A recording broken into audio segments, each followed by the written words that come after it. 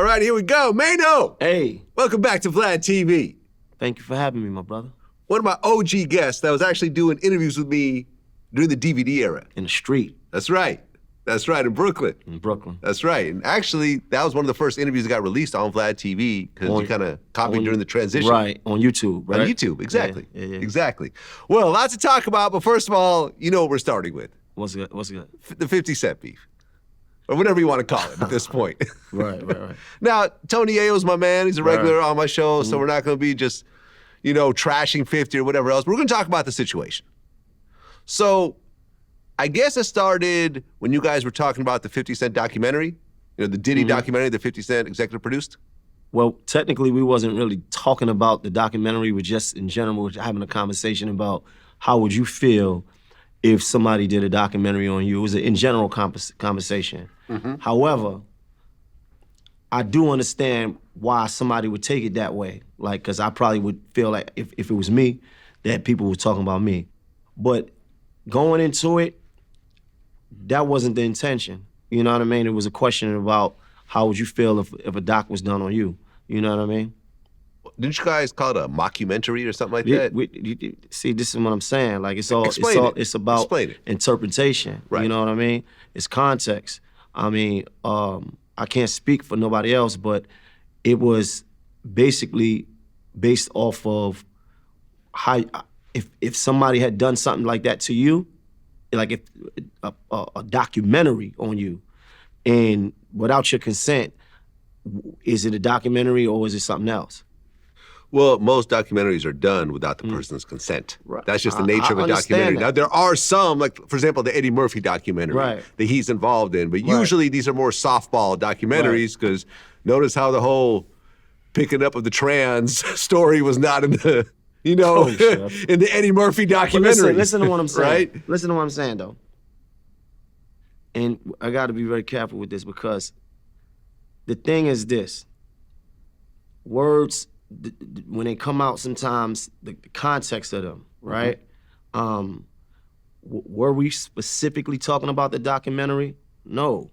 In the times that we living in, it's going to be perceived that we were. So I understand why he took it that way because I probably would have took it the same way. Right. Now, the question was like, is that legal for somebody to do? This is a general conversation. I said, if you Googleable, what's the word? Googleable? Yeah, Googleable. Googleable. Let's run with that. If you had any sense of notoriety or you've been in the spotlight, so to speak. A public figure. Right, then it kind of come with the territory. Correct. Would I want that for myself? Probably not, but it is what it is. But I get it from both angles, though. Were we specifically trying to, shame what he had going on? Nah. I mean, look, you know how many DJ Vlad documentaries there are on YouTube at this point? Yeah. Probably like a dozen. Right. Right? I mean, full-blown, but hour-long. Everything is on YouTube, though, Vlad. This is different. Well, this is a major production. I understand that, but it's kind of the same thing. Once you put yourself out there, you can do something on Maino. Once you out there, people get to be able to take things from this place and that place and build a story on it, right? So, I mean, the conversation wasn't about that documentary in particular, but just about, the legalities behind being able to do one in general, period, point blank. Well, right. You could do a documentary. You could also get sued for that documentary. It goes hand in hand. From what I understand, Diddy's actually suing 50 for like $1 billion or something over this documentary, and that all comes with, with the playing field. Right. And So the where it gets taken out of context is that when it's like, oh, we was defending, we having an in general conversation about this or that. The podcast that we got is not so much built on trying to tear other people down. If you see the clips that we actually going rival for, it's really us talking about each other, or like me talking about myself or a story or whatever we got going on. We specifically said that we not gonna, be running, what's my opinion on this person or what's my opinion on that person or trying to make, a platform based around our opinions on others. So something can happen and we can internalize it, right? So it's like, you know, we're not specifically talking about that documentary and the details of it, but the legalities on if you could even make a documentary. But I get it. Like I said, I understand, you know, if the way he took it, because I probably would have took it the same way, especially with the fact that all the backlash he was getting anyway. Well, you get a lot of backlash. It's also like one of the number one. I'm not saying that. On Netflix. I'm not saying that. The two kind of go Vlad, hand in hand. But Vlad, don't take what I'm saying. What I'm saying is I understand why he would take it that way, right? Based off of the backlash he was getting at the same time, our podcast dropped, and it felt like probably a bunch of niggas just coming at him. Right. Well, so then the back and forth started. So he said that I guess the building you guys are filming in owes money, and he's going to buy the building and buy half of your podcast. Right. You responded. You put a picture of him with like a wig, and you did mention that he's the one that helped you out early on in your career. Absolutely. And we talked about that on our show at one point, 100%. and I thought that was dope to actually, 100%. you know, say, listen, Right. I respect the dude, but listen, if we're on, you know, then it's on. Right. Look, first of all, I don't think it's a real beef. No. I don't think it's that serious. You know, sometimes men have misunderstandings, and it is what it is. I don't think it's nothing, you know, like that at all. You know, he said what he said, things got said. Look, I don't think he worried about it one bit. Not at all. I think he's somewhere smiling, living it up, doing what he doing. I don't think he give two fucks, honestly. Yeah, I think that it was promo for the video. I think maybe some people that watched the back and forth And it's good said, for us. I said beefing with 50 is good for business. Yeah, listen. You know, I remember you and I spoke, and I was like, yo, I'm about to be in town. Come do my show. And if you want me to do, you know, y'all's show, I'll come through. And you're like, oh, we don't have guests. Right. And I'm like, oh, shit, I never noticed that. Right. I just never thought about it. Right. Because most podcasts have guests. Right. But I'm like, okay, that's smart. If you guys, you know, could pull it off without the guests, like, you know, Joe Budden did a good job with that, with his own internal crew. That's definitely stronger and better off than having to constantly chase guests the way I have to do it. Definitely. Right? Definitely. I like it like that. Yeah. So when you said that, I got it right away. And I'm like, okay, that's smart. You guys, you know, 4 known dudes coming together, talking. And if you guys don't need any guests. Having fun, we laughing, we're giving game at the same time. We you know, it's light on one hand and then it's serious on another. It's just our point of views, you know, from our perspectives on fatherhood and relationships and you know, and how we just maneuvering through life. Well, we touched on Diddy. You and I spoke before I dropped my interview about the male escort and the whole 3-inch situation. Now all that's out there. And it's, 50 actually reposted it. I didn't even know the dude want Sly. that tape. Yo, I know, because Sly actually hit me. He was like, yo, you see if 50 just posted our shit? And I'm like, yo, I didn't even know. And 50 in the comments like, yo, Vlad, I need that tape. I saw the tape. You saw, what you mean, the tape? The freak off tape, the video. Because here's what happened, right? Because people are like, oh, how did he get it? So Diddy would film all these freak offs on a cell phone. And this one night, he mixed up his phone with this dude Sly's phone. Right. Because he said that, you know, their phones were just similar. You know, probably like the same type phone, maybe the same case. Right. You know, plus it's like, you know, everyone's high and, you know, there's lubrication everywhere, baby oil, and, you know, one phone falls, you pick up the wrong phone. So he filmed the whole thing on Sly's phone. So Sly showed me the whole video. Well, he like sat it down and just... He sat it down. And like, first you see Sly and 50's baby mother and stuff like that. And what I was not prepared for is that Diddy walks into the frame. and Diddy is all oiled up too, right? I did not want to see that shit, but now I can't unsee it. And what you think, you about to have this conversation with me about it, nigga? I don't want to talk about that. I know, right? But all I want to say is this, right? When you found out about Diddy's medical condition. What medical condition? He has a micro penis. Vlad, I don't know. I'm just saying. I don't know nothing about it's a medical that, condition. Man. It's listen, a thing. listen, this is blasphemy. Like right here, I don't know what you're talking about. I don't want to talk But about it. doesn't it just explain everything, though? Doesn't it explain the whole thing? Vlad, what are we doing, man? Yo, what are we When doing? I heard it, I'm like, it explains everything. I get it now. I completely get it. The overcompensation, I guess to get dudes to do a job you can't do yourself. You're outsourcing a certain part of your job. I mean, it all just kind of makes sense to me. It all made sense. Yo, you a madman. Yo. What are you talking Remember I tweeted, I said, Diddy gonna hate me for the rest of his life when I drop this interview. Yeah, but I mean, I don't think me and Diddy ever gonna be cool again after this. I think that's it. so, but why did that not come out in the trial then? That would have been... What is it to come out in the trial? Because that would have been, if that was true, that would have been like a reason for what these freak offs is about, right? That's not a reason. I Yeah, mean, it's like that's just... He likes me to do this because I don't know. He's just Look, freaky. When does the size... Let me not... This let type of me thing not, even come I out? don't even want nothing to do with this conversation because this is... Pause. I don't want nothing to do with none of that. For real. Well, one of the things that came up on your show was, everyone knows Jim's situation with Max B. And Max B got out, and Dave East, I guess, went to one of his shows, Right. like the Welcome Home show. Right. And that turned into a little bit of a thing because everyone's on the show. It was never a thing for us. Well, explain what happened. Nothing. Nothing? I think we kind of fed into it a little bit because we knew that we had to, because everybody else was talking about it, and I thought it would be good to talk about it on the show. You see, when you got a show, I think it's good to talk about the tough things or what people perceive to be the tough things, right? This is how you build your base because we're not going to stray away from some of the tough topics. Nothing happened. He had a conversation with Jim about it, and went to see him, and went to his party. Yeah? That was that. That was that? I don't think that was ever an issue at all. Yeah.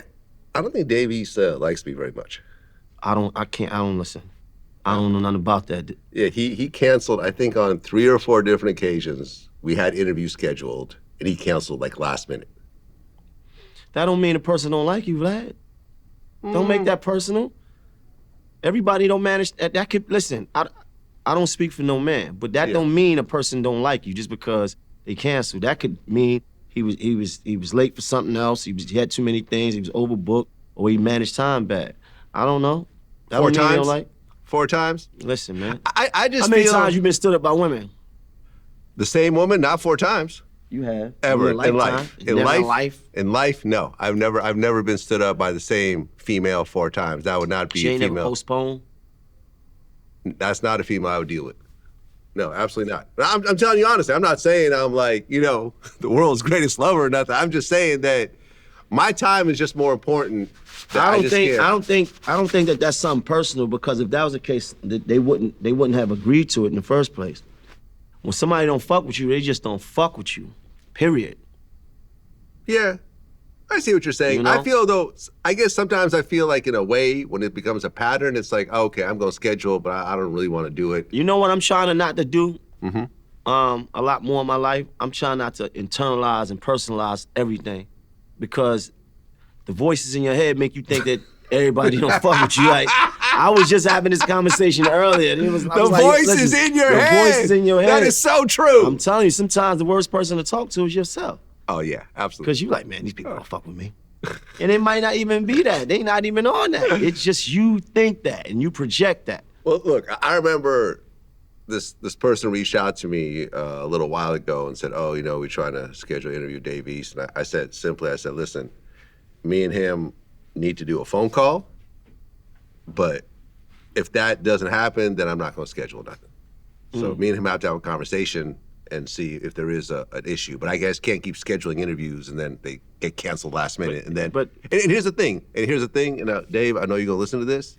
Maybe it's not personal. Maybe you really were. Can't be personal. No, hold on. Let me finish. Personal things come from personal problems. It can't be an issue out of nothing. Right. But here's the thing. Even if it's not personal, when someone cancels on us, we lose a whole day of shooting, right? Not only do we lose a day of putting out content, but also I have a staff that's ready and so forth and gets scheduled and everything else like that. And we end up losing thousands of dollars that day from a person canceling.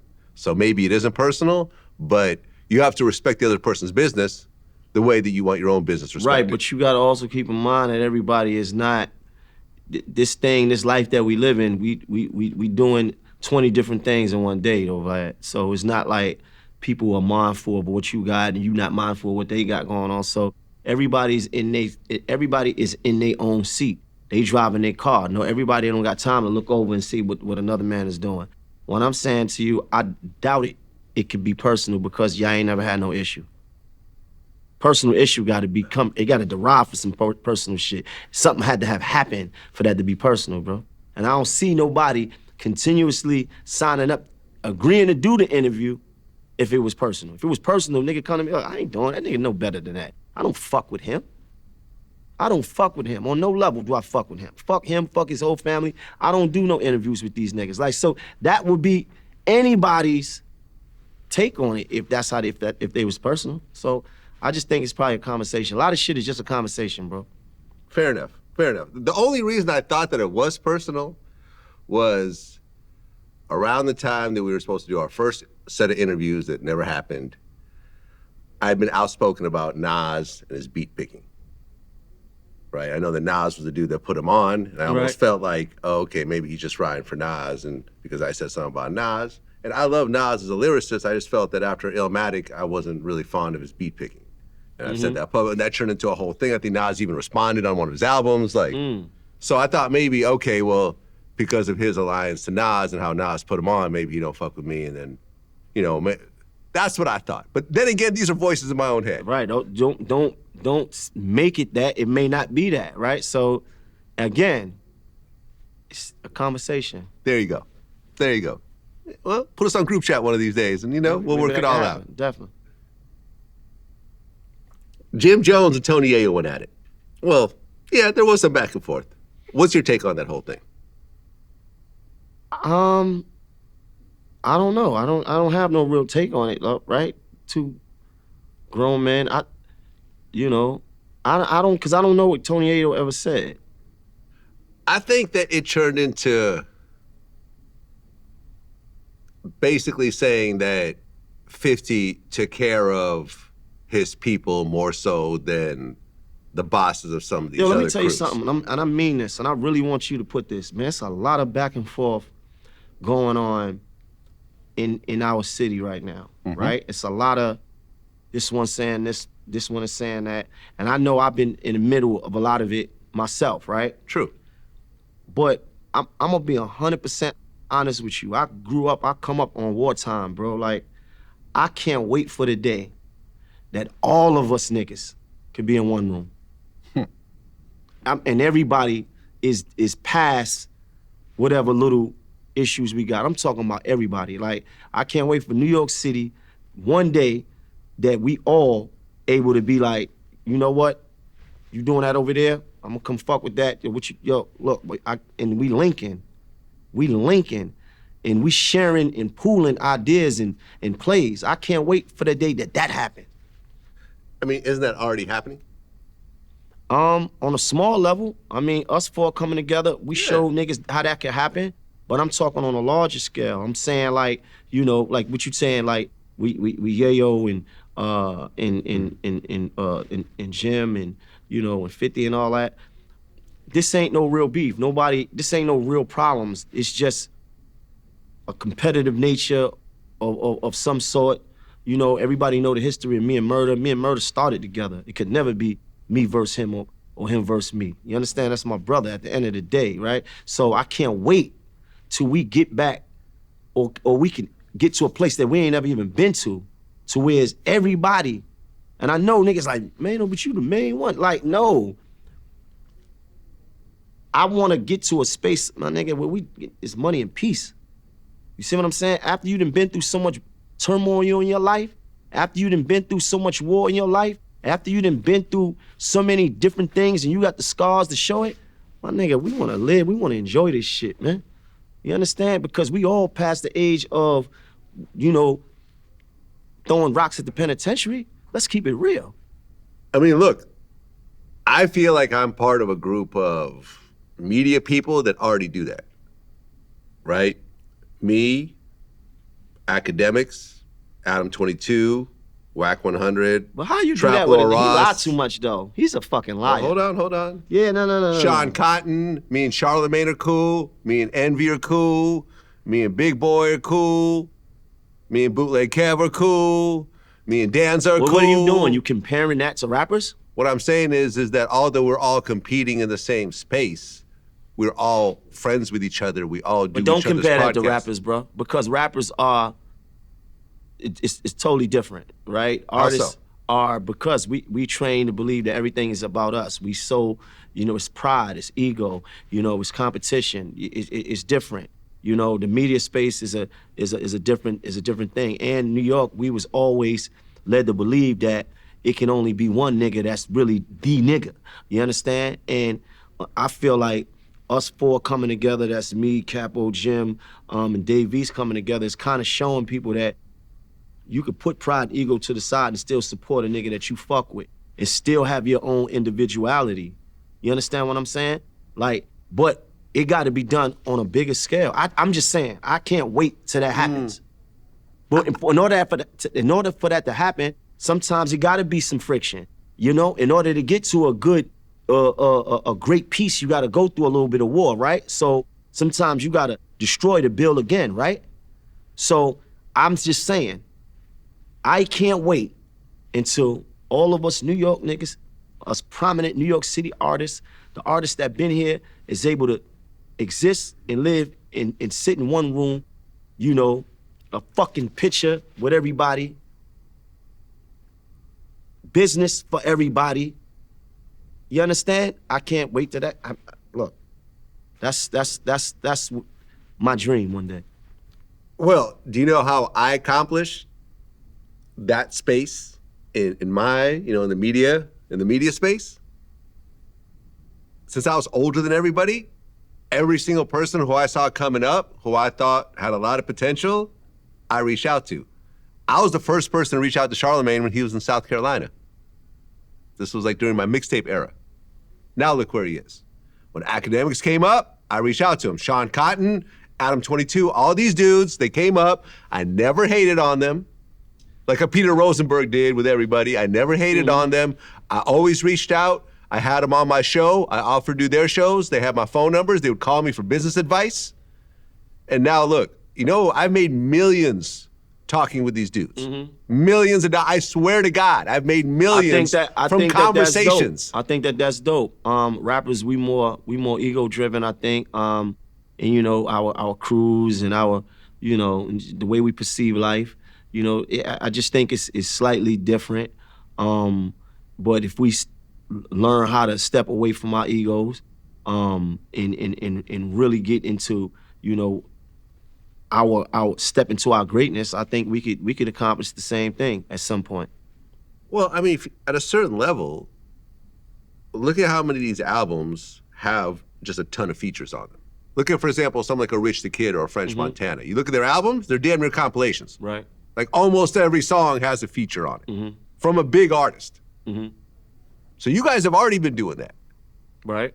You guys have already been working together and so forth. Yeah, but I feel like lately it's a lot more staticky lately. You think? Yeah. So it's been static. It's been online with us, and it's been very staticky. You know what I mean? And I get it. I can get with that too. But I'm just saying, ultimately, what my dream is. I've never told nobody this but you. So that's how I feel. I don't want to keep pumping beef. I don't want to keep pumping no issue, because at the end of the day, none of these issues is really real. I'm not really riding around looking for nobody. And I know ain't nobody riding around looking for me. Well, what happened with you and Akademiks? So here's the thing. I never had a problem with Akademiks. Right. Right? Because there was a video of him taking a shot with you.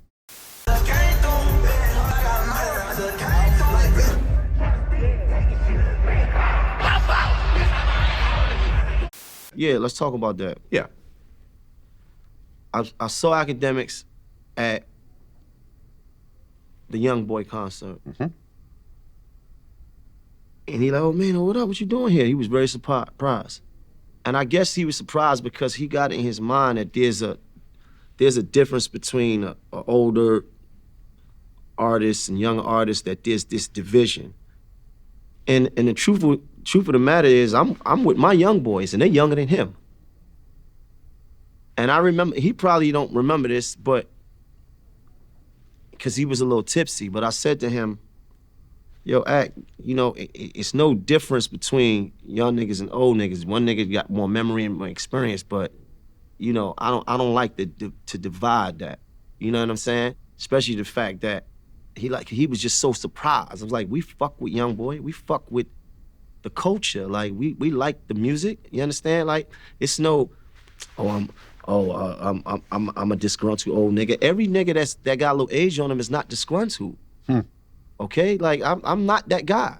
Yeah, you understand? I'm definitely not that guy. I've never been. You can't find no piece of footage where I ever spoke down on no young artist, ever. Not from the South, not from New York, not nowhere, right? So we was cooling, and he had a bottle, and he poured me a drink, and I did a shot, and then later on I had a bottle. He came around and got a shot for him and his faction, and that was that. He did say to me, yo, I was wondering, I wasn't sure if we had to have a conversation, but if I said, yo, homie, listen, if we needed to have a conversation, it wouldn't have been no conversation. Like, you know what I'm saying? Like, if that was the case, but it's not. I'm basically trying to present to him, like, whatever you think of me, it ain't that, right? Miss me with that. It's not this extra savage, you understand? So, after that, he the next day, I guess he ran into Jim. They Oh, that was the day before. Yeah, I was right there when he ran into Jim. I ran into him in Brooklyn. Okay, we were in Jersey the next day. Yeah, right. Okay, so they had their interaction. Cool, whatever.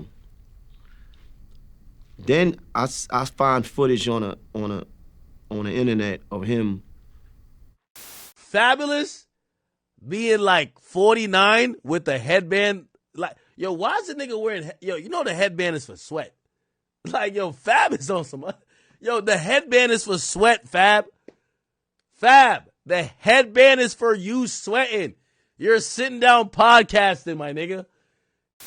And everybody's saying, oh, man, all he talked about was Fab headband. That's not what he said. It wasn't about Fab headband. It was about the fact that you basically was saying, you said we was having a midlife crisis. You was making so much reference about what we wearing, about what we talking about. You had all these, this is after you seen me, and then you had all these things to say about what we got going on. Mind you, now remember what I told you. We wasn't making our podcast speaking about niggas. Okay? So here this man is being very critical about what we got going on and what we saying and what we wearing. Okay? And then this age thing, right? This division of young nigga and old nigga. And then it's like, oh, these old niggas trying to dress like young niggas. And it's a topic that I think we really could have had a conversation on, because I really could have schooled them on some of that. So what I set out to do was, if that's your opinion on us, well, here go my opinion on you, right? And I said a couple funny things, but the true gem of what I was saying was this, homie, the things that's hot today were the things that were made hot in our generation. My son is 23 years old, so if he's wearing a pair of Tim's, jeans, a Scully, and an Averex jacket, and I'm wearing a similar thing, am I dressed like him, or he dressed like, you understand what I'm saying? I get it. So when you talk about the headband and say, hey, headbands is made for sweating, you ain't supposed to be wearing that. Well, you wearing a baseball cap, nigga. What are baseball caps made for? Baseball, okay? You're sitting in the house with a so this is hip hop. None of the things that we wear in fashion, we not wearing it for that particular thing. We wear gloves, we wear all kinds of stuff. We wearing field boots, we wearing construction boots, we wearing all kinds of things. And we wearing it to sport it, it's fashion. You see what I'm saying? But when you start to put a age limit on these things, I find that to be, especially with a dude that's not that young. In life, my brother, you're gonna be what? You're gonna be older longer than you're gonna be younger. Yeah. You're gonna be an older man longer, then you're gonna be a younger man. Hopefully. So, hopefully. If you live long enough. Hopefully. And I think it's a blessing to be able to be in this time. I wake up every day and I'm blessed, bro, just to be here, going through what I've been through. And I think that he missed the opportunity to catch what I was saying when I talked about the fact that all these things that we wearing is things that were made popular in our era. Jordans, these kids is wearing Jordans right now to this day. And they was made hot before they was even born. In the 80s. There we go. So what we talking about? So we get to a certain age, we not supposed to still wear the things that we're comfortable wearing, especially in the culture that we're in. What are we supposed to be wearing? Now, if niggas' pants was sagging and the ass was out, that's a totally different story. But ain't nobody doing that. we all used to do that, though. Right. But that's but a grown man ain't a grown man ain't really got no business with his ass hanging out and seeing the top of his drawers and all that. That's understandable. But when you start making you still mention, see Soulja Boy doing that these days, you know. But Soulja Boy is kind of an anomaly. But when you start making mention to what men are wearing, without even really having a full understanding of what you're talking about, that in itself is dangerous. And I also believe that it also causes division between young nigga and old nigga, so to speak, because what do it send? It send a message to a young nigga and say, oh, these old niggas, they don't know how to give, they want to dress like young niggas. No, nigga. It's not young and old. It's either cool or lame. It's either you get it or you don't. That's it. I mean, look, I still dress fresh, right? You still see me in furs, you see me in designer, you see me in Richard Milles and Rolexes, Audemars. Does that mean you dressing like a YN? Am I the oldest YW? A white what? YW. YW. You stupid. Am I the oldest? Yo, Jim has the title on the other side, but am I the oldest YW? You might be, but I don't believe, only in our culture do we get, shamed for, the things that we do for still having a career, for still exercising your ability or your right to be an artist, for dressing. Only in our culture this happens. I mean, look, he said that y'all went from the lobby boys to the pod boys. See, and this is. But that's not really an insult. That's not in it. Yeah. I didn't take it. When I heard that, I'm like, well, yeah, that's what they're doing. I didn't take that as an insult. Right. I took that as him switching the goalposts, because nobody was talking about partying and all this other shit. We talking about what you talking about, us being, older guys and the way we dress, where I feel like you don't even have the right to say that. But guess what? Anybody can say anything. So here's what I'm saying. You talking about it being your block and all that, it's cool. I don't give a fuck about your block, because guess what? I'm not doing what you do.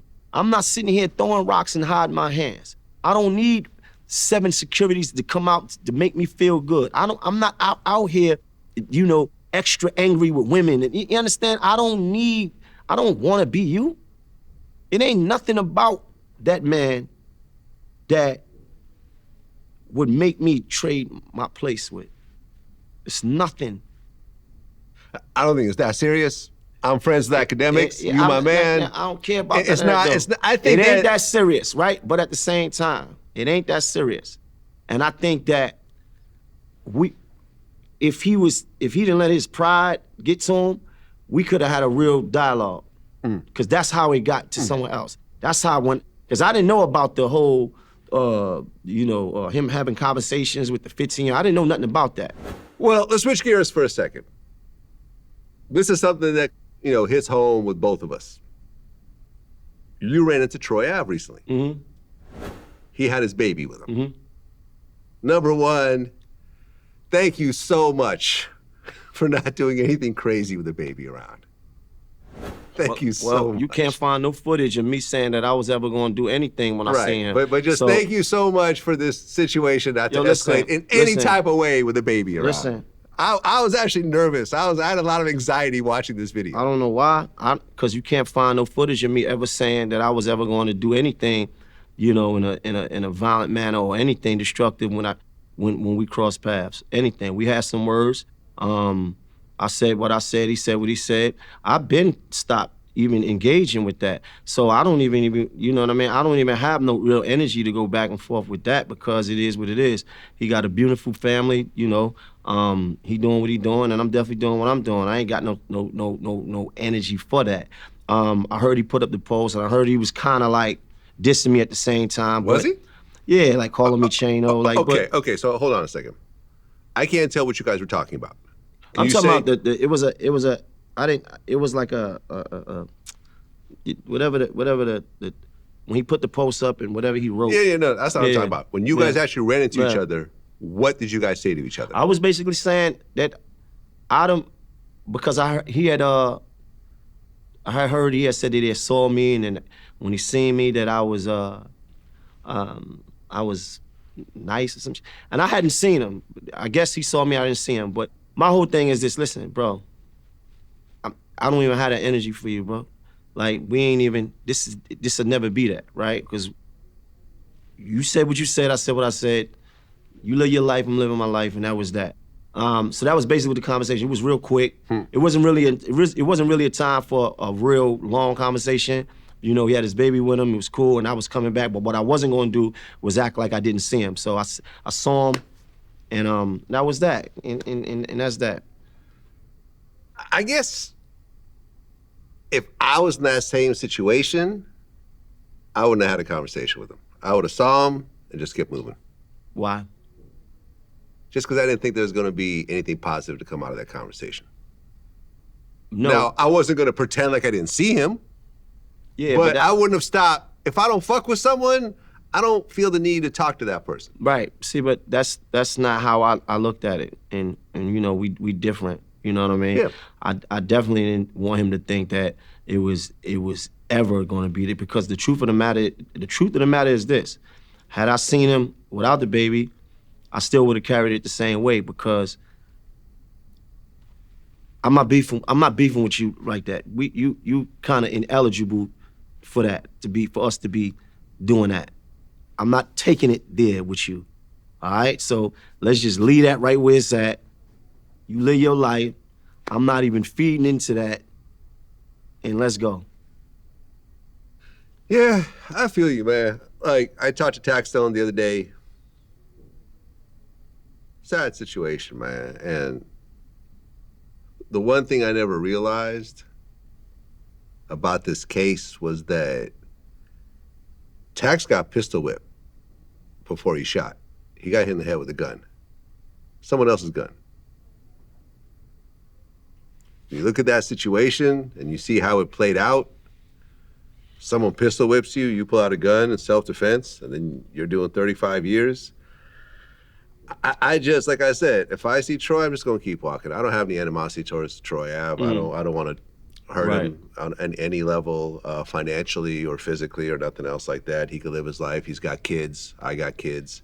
But I'm not gonna have him on my show. We're not gonna work it out. We're not gonna be cool. I just thought what he did was terrible. And I've dealt with Troy being aggressive towards me and seeing the ego and when he got a little bit of buzz and so forth. And I don't know, man, someone that I'm close to got hurt horribly in the process. Right. And someone else died. Right. Now, I don't know, Banger. Right. Someone else died in the process. And I feel that at the end of the day, there's someone doing 35 years and someone in the grave, and there's one person responsible for all that. Indeed. That's how I feel. But, you know, in life, you gotta, in order to, I relate to what you're saying, but, you know, everybody gotta live with their own accountability. You know what I'm saying? It may not have dawned on certain niggas that they may be the ones actually really responsible for that. So they gotta live with their own accountability, man. You know what I mean? And I said everything I needed to say about that. I think that a lot of it went over people's heads, but like I said, I ain't got nothing to say about that man. Let him live, let him do what he got going on. Yeah, I got it. Me and you are very different people. Yeah. You know, we have some similarities. We have a lot of differences. So like I said, you handled it one way. I would have handled it somewhat, a different way. I can understand from your perspective, not saying something might make it look like, you're pretending not to see him or whatever Yeah, else. I'm not I gonna get do it. With that. me, Yeah. I don't care about that. I'm not gonna do that. I don't care I'm not about gonna do that. You see, it's like, it's people that, I would see and really be like, yo, I really want to get with this person, right? It's people that I would see and be like, look at this guy here, like, you know what I mean? I don't really want to do that. Like, look, man, like I said, we far past the age of throwing rocks at the penitentiary and what's the real true, like we gotta stop selling this fake narrative, and I'm probably partially responsible for a lot of that because people can't take me out of what they think of me, right? They think I'm this low vibrational savage that is just, gonna be on bullshit every time you see him, and that ain't the truth, right? But again, so it's like, if I'm beefing with a guy and I seen what he capable of in situations, and I see where he was able to take it, right? I see how far he's willing to take it with the law. No, I'm not even joking. I don't even want to smoke. He will testify against you. I don't want. He'll take the stand and say, there he is right there. I'm not saying none of that. I'm just saying, and I'm just speaking in general. No, I got you. I'm speaking in general. I don't want nothing to do with none of that. I don't want no back and forth. Yeah. Peace to that man and his family, man. Look, I think that in this industry, me and you are disliked partially for the same reason, and that is that it's generally, normal for people to lie to you in this industry. Let's do something. Oh, yeah. Call me tomorrow. We're going to get up. Oh, let's put this together. Yeah. Call my business manager. We want to hook it all up. Mm-hmm. Without any intention whatsoever of ever doing that shit. And then when you go and hold that person accountable for what they did, then you're the bad guy. And I think you and I have always kind of done that to a certain degree. Because we come at things from an integrity standpoint. I'm fine with telling people no. But here's the thing, though. Where I went wrong at is that I try to beat niggas by outreeling them, meaning I try to beat them with principle and integrity, right? With having morals, and I'm trying to make sense out of things that don't make sense, right? So this time that we living in, the era that we living in, ain't nobody standing on principle, ain't nobody standing on morals. You understand? Nobody's standing on truth. People will say anything for views. People will do anything for views. Mm-hmm. So I'm not gonna win that game by trying to hold on to my integrity and stuff like that. Yeah. I gotta hold on to it for me. Yeah. I'm not gonna beat them at it. Right. You see what I'm saying? I'm like, if you beefing with a dude and he done despicable things, but the world still accepts it, what you gonna do? Right, listen, I'm not gonna talk about your kids. I'm not gonna talk about your mom. Mm-hmm. I am not going to show up at your house. I'm not gonna go to the graveyard and find out where your parents are buried. Like, there's a lot of shit that I don't do as a 52-year-old that a 22-year-old will do to get viral. And that's okay. That's okay. That doesn't mean that I need to adapt to that. I'm cool. VladTV is VladTV. We've established where we are. Maino has been Maino for a long time. That's right. You don't have to adapt. Right. You have a fan base. But we do have to adapt to the time because, like I was telling my brother yesterday, I was just telling him, like, where we at with this internet and this YouTube, where dudes are saying outlandish things about people, not true, make-believe, made up, or just things that's been passed around just for clickbait. It was a time when that really surprised us. And we was up in arms about it. Yo, niggas talking crazy. Now, we kind of had to adapt to it because that's kind of like the lay of the land now. Mm-hmm. It's the area of YouTube where that's just what they do. And they say it's content. Right. So and that's why I said adapting. So I had to kind of adapt to it so that it's not surprising, right? So I may wake up tomorrow and it might have a story on me, just like I seen one this morning. Well, this guy, but some guy. What did it say? Nah, I wouldn't even give this dude okay. the time and energy. Like he don't know me, right? He he got his view of what he think is going on and his perspective, and he's just giving his opinion. And I think it's disrespectful, but for him, it's content. Well, what do you think about the whole fuck the streets thing? 21 Savage and Young Thug were the I'm ones. not sure what it is. I don't want to.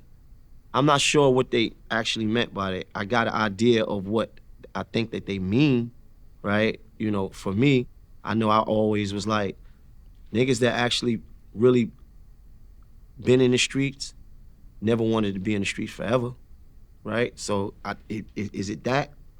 I can understand that. You know, and what is the perspective? Is the perspective from a person that already is out of the streets saying fuck the streets?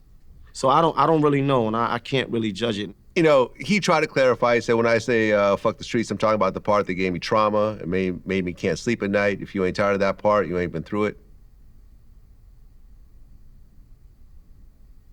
Say that again?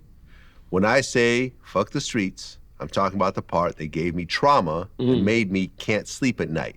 If you ain't tired of that part, you ain't been through it. I understand that. That's a personal journey for anybody that actually really been involved and been through some trauma in the streets. I understand that. They've been through extreme violence. Yeah, I can relate to being tired of that. I talked about that earlier, man. I come from wartime. I come from being involved in things, right? So now it's like I want peace. I want to live. Yeah, look, obviously saying a blanket statement like that, you're gonna get both sides of it. People Right, like Boosie are coming in saying, well, you can't say fuck the streets when you got to where you are because of the streets, and then continue to make music about the streets. Right. Then you can't say fuck the streets. Right. That's his point, and I understand that point. I see that, but I'm trying to understand what Savage was meaning. I think he had the idea and kind of is trying to basically saying like at some point we gotta kind of, you know, if we on this path of trying to step into our greatness, we gotta leave certain things alone. I get that. We gotta kind of like, you know, evolve a little bit, right? I think that may be what we talking about. But you know, the person that's in the street right now that don't really have too many other options, it may be hard for him to say anything. Yeah. Listen, it's a provocative statement. People are gonna take both sides of it. Right. I went on Twitter and I said, fuck the sidewalks. You know, people had something to say about that too. It is what it is. Well, speaking of the streets, K Flock got 30 years. And the worst part of this is he didn't get convicted for the murder. He got convicted for RICO. He had a RICO? He had a RICO. Federal RICO? No, it's a state RICO, I believe. In New York? State I RICO in believe New so. York? You could have a state RICO anywhere. So basically, he was convicted of violent acts tied to the conspiracy, which included participations in shootings connected to gang disputes. The 2021 shooting of Hernandez in Harlem was part of the racketeering conduct. And he was not convicted of the murder as a standalone charge in this case. And it came, no, my bad, federal. This is a federal case. You're right. This is a federal case based on RICO violations with violent acts, including the killing, was used to establish the criminal enterprise. And the judge cited the severity of the violence, deterrence, and public safety when giving him 30 years. Yeah. So he was saying that you're not convicted of this murder because that seemed like it was kind of self-defense, right? The other dude had a gun, I think. But the shooting was part of a bigger RICO case. That's what they do to try so they're gonna throw you away for 30 years. That's what they do. Yeah, that's what they do. That's horrible, they man. make If it you seem beat like the murder, you beat the it was murder. an organized situation, and this is how they put us on the roof. But yeah, right. That's unfortunate. By the way, did you know K Flock personally? No, Yeah, I didn't either. I never even met him. Yeah, never even met him. Me too. Never met him, but Yeah. it's definitely unfortunate. You know, him and so many other young niggas that had the opportunity to do great things, but wasn't able to get outside of, you know, the environment and the mentality, right? It takes work, and it also takes having the right type of people around, you know. I understand, this is where I understand what Savage and them is saying, right? So now, when you got 30 years and you sitting in the penitentiary and you got more time than you've been alive. Yeah. More time than you've been alive. Now you in there saying, fuck the streets, right? But we gotta, these statements, we gotta follow them up with some type of actionable items. It gotta be actions, like, fuck the streets, but then what? Like, because for the people that's actually there, their mentality is totally different than somebody that has success, somebody that's seen the world, somebody that's gotten money. It's easy for us to say fuck the streets, you know what I'm saying? It's easy for us to feel that way because we've gotten away. But I feel for all of the young niggas that actually weren't able to, hold on to the opportunity that they had. You know, the opportunity where it was like, the opportunity is greater than the problems, you know. Either they died out here or they got jammed up and got put on the roof. Because those people, they don't care nothing about us. They're, 20, 30, 40 years, like it's nothing. It's just a number. Well, I interviewed Queso's dad. Queso, that's Florida. Florida. That's the guy whose And the dad father testified against him. Right. Now, Let me tell you the whole story, though. yeah. Let me tell you the whole story, because it's not as easy as most people are laying it out. Right? I did his first interview. So, in Jacksonville, Florida, there's the whole back and forth that's been happening between Young and Ace's people and Fulio's people. That's been going on for a while. This guy is a father. He's Queso's dad. He's got about 9 kids. They were coming back from a show. 6 people in the car. Abdul, Queso's dad, his son, his stepson, his nephew, and 2 other people. A car pulls up and opens fire. Everyone in the car gets shot. His stepson gets killed. His nephew is in a wheelchair. His son gets shot in the head 3 times, goes into a coma, and manages to survive. He gets shot in the back, and the other 2 dudes get shot also. So then, you fast forward a year, exactly a year after this happens. This young 19-year-old rapper who I don't believe was even part of the shooting decides to make a diss song making fun of this whole situation. Queso, his son, and 2 other people end up killing the guy, allegedly, but they got convicted for it. And then they split up. 2 of the guys go on the run, go into an old lady's house, take her hostage. Damn. Call the father up and say, come get us, without saying what exactly is going on. When he shows up, these 2 guys jump in the car with him and tell him everything that happened. We just killed somebody and we just took this old lady hostage. So he helps them get away. One of the guys involved in it ends up cooperating and they all get arrested.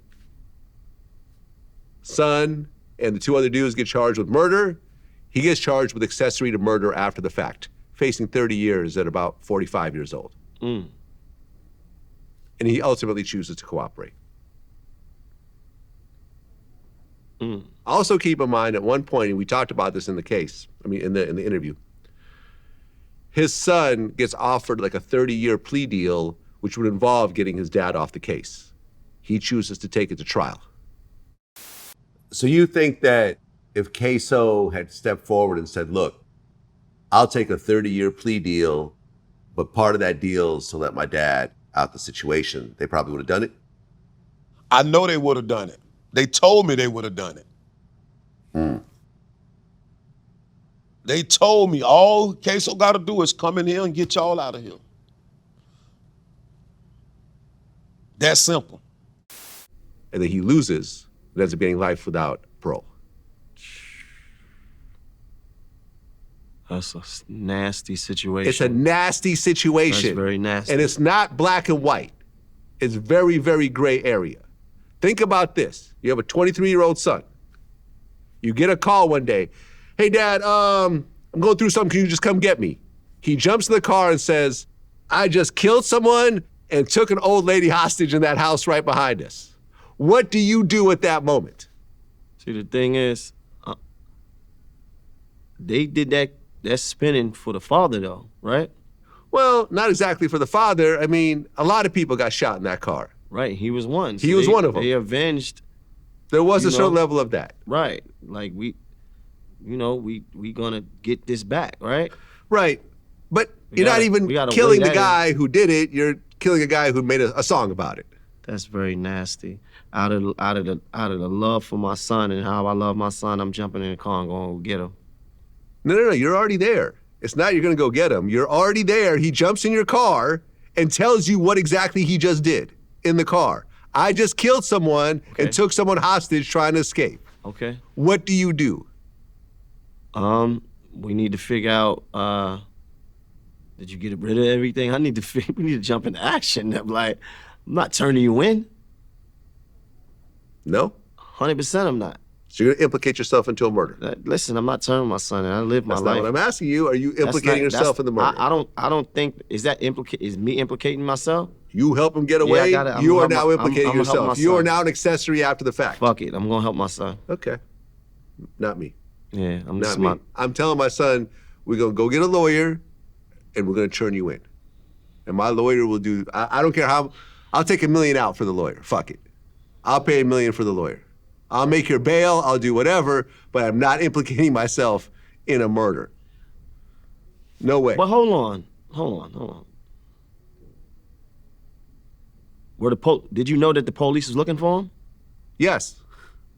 Oh, so They were on the run. See, that's a police saw the murder happen. That's totally different. When I was thinking when he jumped in the car with me and he told me that, then you asking me to turn him in from there. Well, that's probably the right move at that point. Yeah, but if the Because police, everyone got caught anyways. if he's already on a run But from that day. and it's already understood that the police is already out looking for him, Yes. we probably got a better chance at fighting it, especially if I'm holding on a few dollars. Right. So now, okay, look, this is what we're gonna do. We're gonna go get the lawyer. We're gonna figure out Right. what our options are gonna do. Right. That is the case. But if he did it and the police didn't, we don't know if the police looking for him or not, we're not gonna volunteer him. Police are definitely looking for everybody So that changes at that it. moment. That changes it. Yeah, but he went and drove them off, burned their clothes, changed cars, Right. all that stuff that Because he ultimately didn't- came out. But he didn't know that the police was on to it. Though. He absolutely knew. They He told knew him. that right they then? they told him everything. Right then and there. Right then and there. They Oh, so jumped in the that's car good. and told him everything. Yeah. And I said, why did you not tell them to turn themselves in? And he said that just wasn't an option for me. I'm not going to do that. I'm not going to do that. Right. It's not an easy situation as a father. Right. It's not. Me, myself, I'm not going to prison and doing 30 years over some crazy shit that you did. I'm going to help you, but I'm not going to implicate myself. And if they're like, well, we're not going to turn ourselves in, I'm going to have to just get out the car and y'all can take the car and do whatever y'all want to do. I'm not driving y'all. I'm not helping you get rid of the murder clothes. There's blood on your clothes, whatever. Nah, I'm cool. I'm not doing this.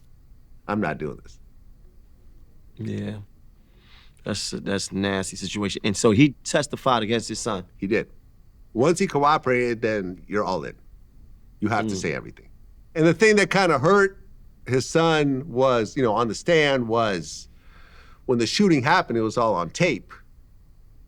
And his son was wearing a mask, but he said, yeah, I think that's my son. He owns that sweatsuit, blah, blah, blah. And that made it a lot worse.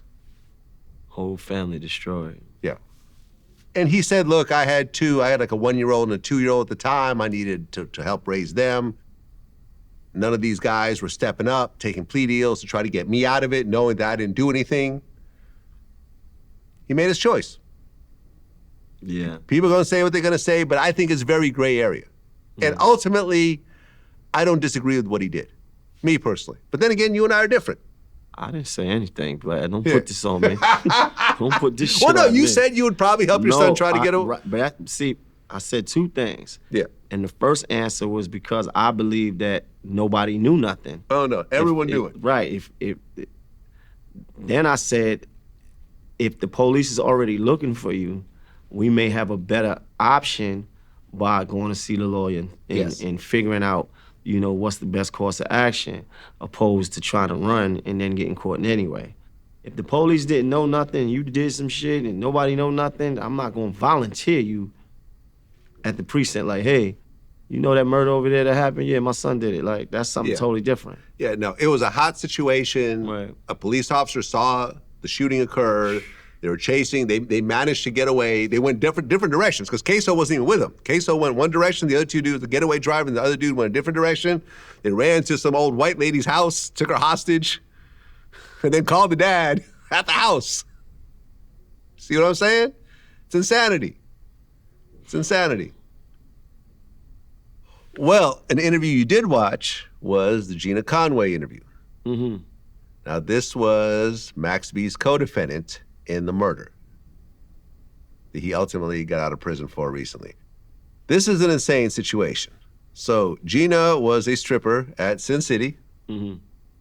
One of my favorite strip clubs out here, by the way. Legendary. Yeah, shout out to Sin City.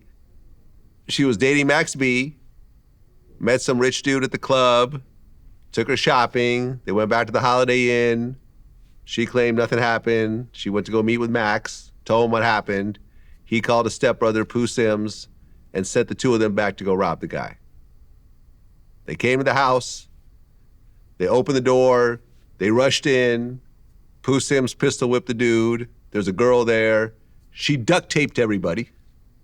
They couldn't find any money. So they had the dude call his partner down the hall. The partner came in. Pooh Sims shot him in the head. They ran off with the money, or whatever little money they had. It wasn't even real money. It was like a few $100s and like a watch and some car keys.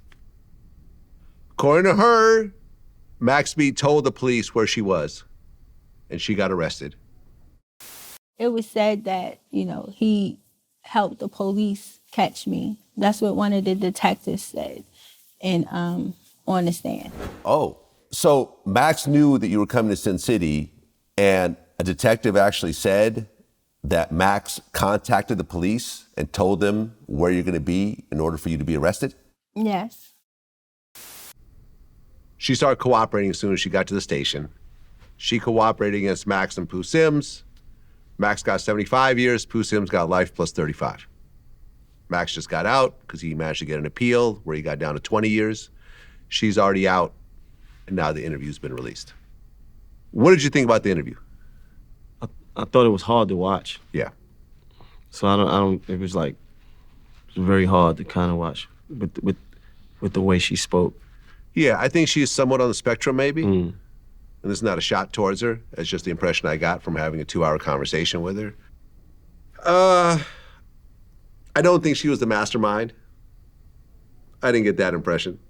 I think this was just some girl who got caught up and didn't really know what to do. No, listen, things happen, bro. Like we make bad decisions in certain points of our lives, and sometimes those decisions come back to haunt us. It's a certain mentality we come from. It's something that happened that was a mistake, and unfortunately, a lot of people lost their lives. One person. When I say lost their lives, I'm saying like in prison and stuff like general, that. Yeah. You know what I mean? Yeah, I mean, your situation when you went to prison when you were young, it was a kidnapping. Mm-hmm. So now a murder didn't occur, but there was some similarities, people getting duct taped and everything else like that. So this is not totally foreign to you. Nah, not at all. Yeah, I mean, it all seemed like very doable at the time that you're thinking of the idea. Yeah, you come up with these bright ideas and out of bright ideas. Yeah, out of fucking, survival. We trying to make things happen, and you know what I mean. It's a mentality. Fortunately, I was able to make it out of that and be where I'm at today. I don't hear a lot of people saying, you know, Max B had, I think, 75 years. Mm-hmm. So they intended for him to die in prison. Absolutely. And so, yeah, it's a fact that the fact that he made it out of there is definitely a blessing. You know, because, you know, everybody don't get that reversal. So he actually made it back out. Yeah, look, I've been speaking to Pooh Sims on the phone. He wants to do an interview, tell his side of the story. Now, he's maintaining his innocence, so not sure how that interview's going to go exactly, but it's a messed up situation, man. Like, and I told her, I'm like, look, in the same way we're talking about the queso situation, like she didn't have, like they didn't rob the dude for nothing. They had a bag full of nothing. But yet she took the bag, they jumped in the car service, she went to like one location and went to a different location. So she's taking the stolen property from place to place. So now she's part of the crime. And I said, at that moment, like at the point that they ran off, if she had gone straight to the police station and said, listen, this is what happened. The guy had a gun. I thought he was gonna kill me. He pistol whipped the guy. He made me tie everyone up, but I don't want nothing to do with this. Like, I'm gonna cooperate. She could have gotten off with like maybe probation or something. But you know, it's easy to look back on things and say what could have been done, what should have been done, what I would do. It's always easy to judge the fight from outside of the ring. yeah, right. Always. Yo, just throw your left. Do the armchair quarterback. Yeah, it's always easier. You know suck, what I mean? Tom Brady. I can do a better job of that. Right. You can't do shit. When you actually in it, you know, you in it, and sometimes you know, your life depends on one right decision or one wrong decision. Did you hear about the Stockton shooting that happened last month? Yeah, I'm not so familiar with it though. It was a mass shooting, right? Well, yeah, I actually interviewed the dude that was allegedly the target of this shooting. This dude, MB Nels, not, you know, before, like a couple years before. He's this Asian Crip rapper out of Stockton. Well, people don't realize Stockton's one of the most violent cities in California. Been there before. Yeah. So on November 29th, there was a birthday party for a 2-year-old with about 100 people that showed up. A bunch of dudes walked in and started shooting the place up. 4 people were killed. 2 8-year-old girls, a 14-year-old girl, and a 21-year-old young man. 13 other people were shot. I don't say this very often, man. In fact, I don't think I've ever said it. But there's a $50,000 FBI reward, plus I think ATF add another $25,000 on it. Whoever gets that reward, I'll come do a VladTV interview on top of it. Because fuck the people that did this shit. Whoever gets the reward. Yeah, whoever. So they didn't catch these guys? They didn't catch these. They're still out there. So whoever turns these dudes in and gets that reward, come to VladTV, you'll get an interview on top of it. If y'all want to call me the feds or whatever else, cool, I'll be that. Fuck these dudes. Fuck all of them. I feel you. You were killing little girls, bro. That's not how the game You killed works, bro. 8-year-old little girls and a 14-year-old little girl. They didn't get to live their lives. This is just some random No, it was allegedly gang-related. Looking for this guy. It was gang-related. I'd interviewed him before. He talked about how his car got shot up 22 times in front of his mother's house. I came back from the show at like 4 a.m. to my mama's crib. I'm pulling in. And I always be on tip when I'm, you feel me? Cause all the shit that's going on. So I see a van pull in. I flip it. So I'm not facing on the street. I flip it and park it so that way my back of the car is facing it. Cause I already seen it coming. Like I had a gut in my feeling already. The van stopped and then he just started clapping at the car. I'm inside the car. And all the nigga could do is just duck, so I'm ducking. And then dude shoot 22 times. They all hit the car against me one time. This has been happening in Stockton. The whole Crip blood thing there has been fucking ridiculous. Yeah. So fuck these dudes. Y'all want to call me a snitch or the feds, go right the fuck ahead. I'm going to incentivize the feds with some extra to catch these dudes. Because not only you'll get a little bit of a check from them, but you also get some fame from VladTV. I don't know if the feds gonna go, oh my God, we got the VladTV interview. Well, but maybe Let's really get these guys. someone who's on the fence right now saying, man, I want to turn these guys in, but I don't know. But now they're gonna see, oh, I get a VladTV interview out of it too? All right, fuck it. That's the tipping point. Do you think I'm a snitch for saying that? Am I the feds for saying that? Man, listen. Am I? Go ahead, come on, you a street guy. Am I the feds for saying that? I'm not a street guy. Okay, you used to be. You used to be. come Am I from the the feds for street. saying that right now, Maino? Are you the feds? Am I the feds for saying that? I think you can only be the feds if you actually work for the bureau. Do you work for the bureau? I do not work for the Bureau. Right. But I am helping them right now by throwing in a VladTV Are you interview. really helping them, or are you just saying how you feel? I don't think that they gonna look at this as help. I'm gonna be honest with you. I'm like, oh shit. They got the VladTV. We finally got it. We finally got it now. I don't think this is help. This is just how you feel. Like, I don't think they're gonna be like, yeah, we got the help that we needed. Thank you, Vlad. Yeah, man. I'm You're just not gonna sad. get your badge for this. Yeah, Vlad. no, I'm I not don't getting my think so. badge for Nah, this you one. won't get. No, You no. won't get your badge. Shout out to Shaq. He has a badge. Yeah, on. you know. Yeah, man. It's just made me sad because I went over the story again because we're doing this other interview today also. It's just, I didn't realize that it was little girls getting shot. Who the fuck opens fire at a 2-year-old's birthday party? What type of stupidity do you really have to be on? Absolutely. Seriously. Have you ever heard of anything like this growing up? No. This is not. Yeah. You saying like on the realms of being in street violence? Yeah. We've all heard of shootings. We all this. I've I mean, never heard of this. we've heard of situations where children got hit by mistake. So and these guys over here shooting by the park, or this one shooting on the block and a little girl got hit. That's been timeless though, bro. Yeah, I haven't heard it like this though. Unfortunately. Yeah, walking into a party and shooting up that many people. But we are the country of mass shootings. Yeah. In one way or another. Yeah. Yeah. It don't have to be street based. Like, this is the country that manufactures these kind of mass shootings. Yeah, unfortunately. Yeah. Unfortunately. I interviewed Tekashi twice this year. The first interview became, I think, the biggest interview of the year, just numbers-wise.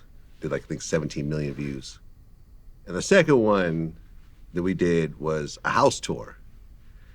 And I was like, thank God that my house tour video did not come out before his house got robbed, because I would have absolutely been blamed for his house getting robbed. Oh, so you was going to film in his house? We filmed at his house. It didn't come out yet? It came out after the home invasion robbery happened. We were just sitting on it because we were waiting for the other interview to run. Got it. But I know for a fact we would have gotten blamed for that shit. Got it. What did you think of that whole situation? Now, did I ever ask you how you felt about Tekashi? I don't feel no way about him. Just is what it is. Yeah, I don't feel no way about him. Okay. I don't speak on him. Okay, fair enough. When you saw the video of his mom being held at gunpoint and everything else like that, they actually caught one of the guys recently. Yeah, some 19-year-old.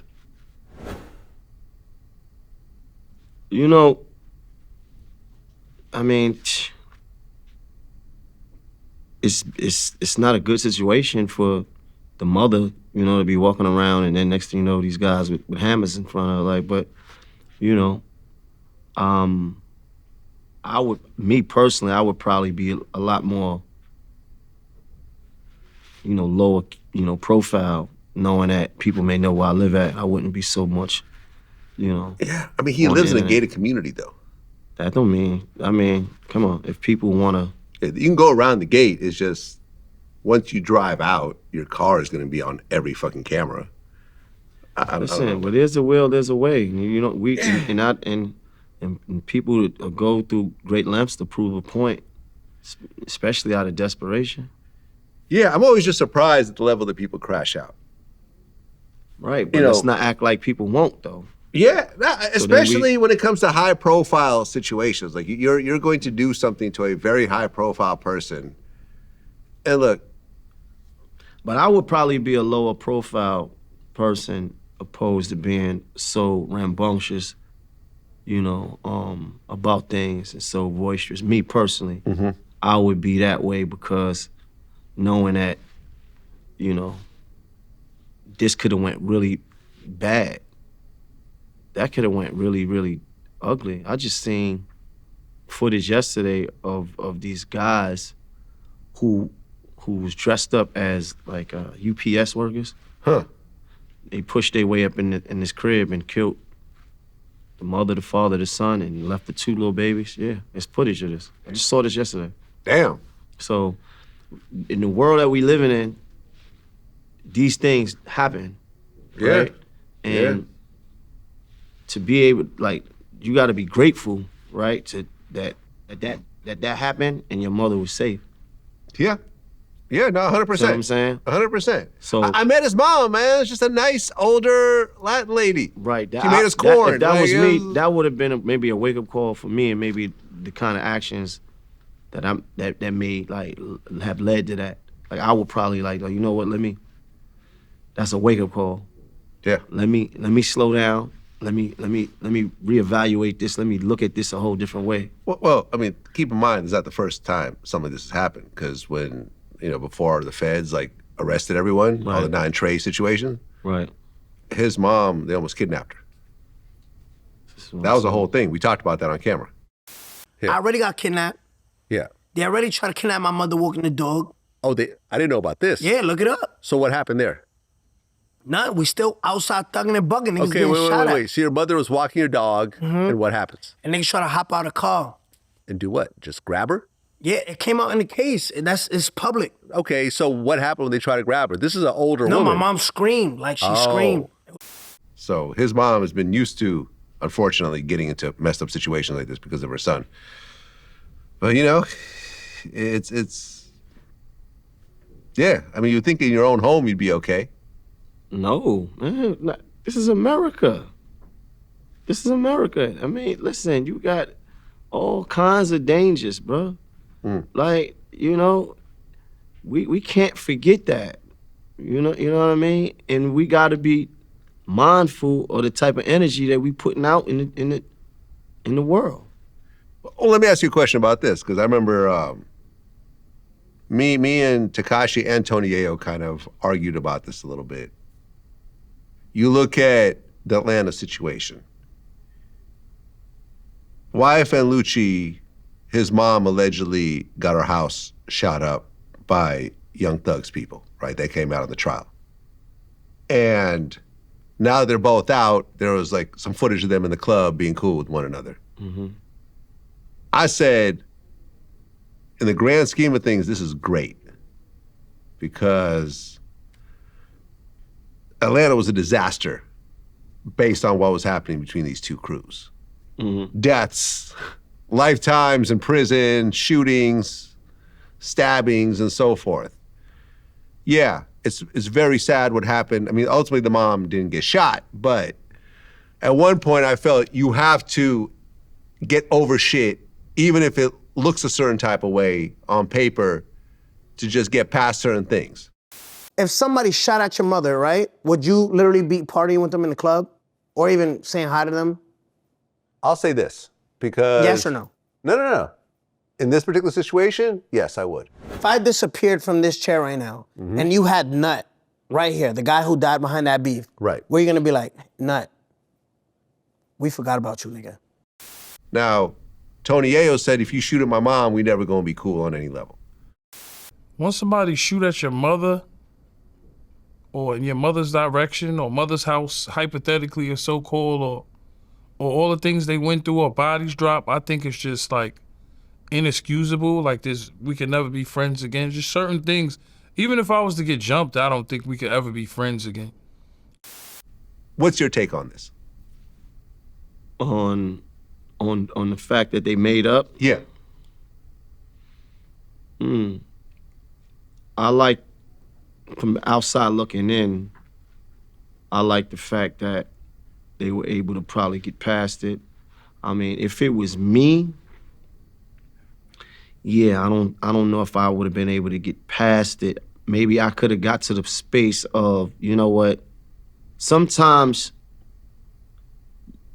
in order to get over some shit, you just gotta agree just to say, look, you exist in your world, I exist in my world. I'm not chasing after you, you're not chasing after me. We gotta be cool, but the war is off, right? We could shake on it as men and just agree, you know, you live in your world, I live in mine. Maybe I could have done something like that if it was really a war going on and my mom's wasn't hurt. Right. I don't think his mom, Lucci's mom was hurt. Right. So Yeah. So I can listen. I'm all for finding some peace after some shit. You know what I mean? But if somebody is hurt and there's things that we can't take back, you see that's when it's Well, becomes, hold on a second. Nut got killed in the process, and that was, Lucci's guy. Can't take that back. There's that. Yeah, so it's a very hard situation. So I'm pretty sure there's people that family members or team members that felt like, man, how y'all gonna put this to rest after people done lost their lives? So it depends on what perspective you looking from and where you stand at. If you Lucci or you Thug, it's probably better for business that y'all make up. Yeah. Listen, I applaud him for doing it, man. I understand. Everybody not gonna agree with it, because if No, you're a everyone's not family gonna agree on it. if you're a family member or you're a team member or you was on the front line and you was actually trading shots and Or you're in prison right now. Or you in prison serving right now. time over that. Yeah, you can't understand it. I get it. I get it. But at one point, what, we're gonna re-spark the war again? Go back to shooting people, and then we end up back in prison? Because we both violate our probations? Yeah, That doesn't make any sense. I think it was a step towards a better, so I'm all for that though. You know what I mean? Sometimes, it gets very ugly, Well, the Ebro morning show just got canceled. I had some things to say about it. Rosenberg. What you say about it? Well, here's what I said about it, right? For me, Rosenberg has always been a bitch when it came to dealing with me, right? And everyone else I know in my space. He's always hated on everyone, looked down on everyone, and always taken this, I'm on the radio position, which to me never really was a big win. But he's always hated on me and everyone around me. And I remember at one point, he talked some shit about me online and we ran into each other. This was 10 years ago. This was at some wrestling event. And, I went over and I sat down next to him. And the first thing he did was apologize. Like, yo, I'm sorry, yo, that's not like me. I don't really be talking crazy like that on the internet. Yo, I apologize. And then went back to talking shit when, we didn't see each other after that. And my take on this is that what I didn't like was these dudes got careers from Hot 97, right? For the rest of their lives, they're gonna be able to ride off of the platform that Hot 97 gave them. But as soon as they were let go, all of them started talking shit about the company. And I just thought that was weak as hell. What you mean talking shit about the company? Oh, they started saying that Hot 97 is racist. Because they're pro-Trump. They're this. Right, because I think from their perspective, there's new owners that haven't been here for the amount of time that they've been there. Okay. And when new owners come in, it comes in with different viewpoints, different perspectives, and different agendas. So sometimes you could be the person that been there 20 years. Somebody sells a company, it's a different owner, he got a whole nother agenda. Your agendas may not coincide. So I think that's what it is. I don't think it was Hot 97 as a brand, but maybe the owners and the new agenda that they on. I guess. At the end of the day, that brand put a roof over your head for a long time. But I don't think that's what the energy is coming from. Hot 97 was sold. Okay. MS don't own it no more. Okay. Right? There's new owners. I think they came, what was it, a year ago, 2 years ago? I could be wrong. 2-3 years the most, I think. So they've been restructuring, and it's been a lot of different things happening at what's going on. So you got the owners and you got the brand. I don't think that they shooting at the brand. You can't shoot at the brand. The deal closed in late 2019. Okay, cool. See, That was 6 years ago. 6 years ago, but still, That's a long time. You've been employed that long. They still kept you on for 6 more years. right. I don't know, man. Listen, as an But that employer, don't mean that you could be working for a company every day. People get up and work for jobs that they hate every single day. Okay. For a longer time than that. That's right? cool. But they do what they got to do for whatever reason that is. And that's right? cool. All I'm But, saying is when yeah. it doesn't work out, the first thing you do is trash the company.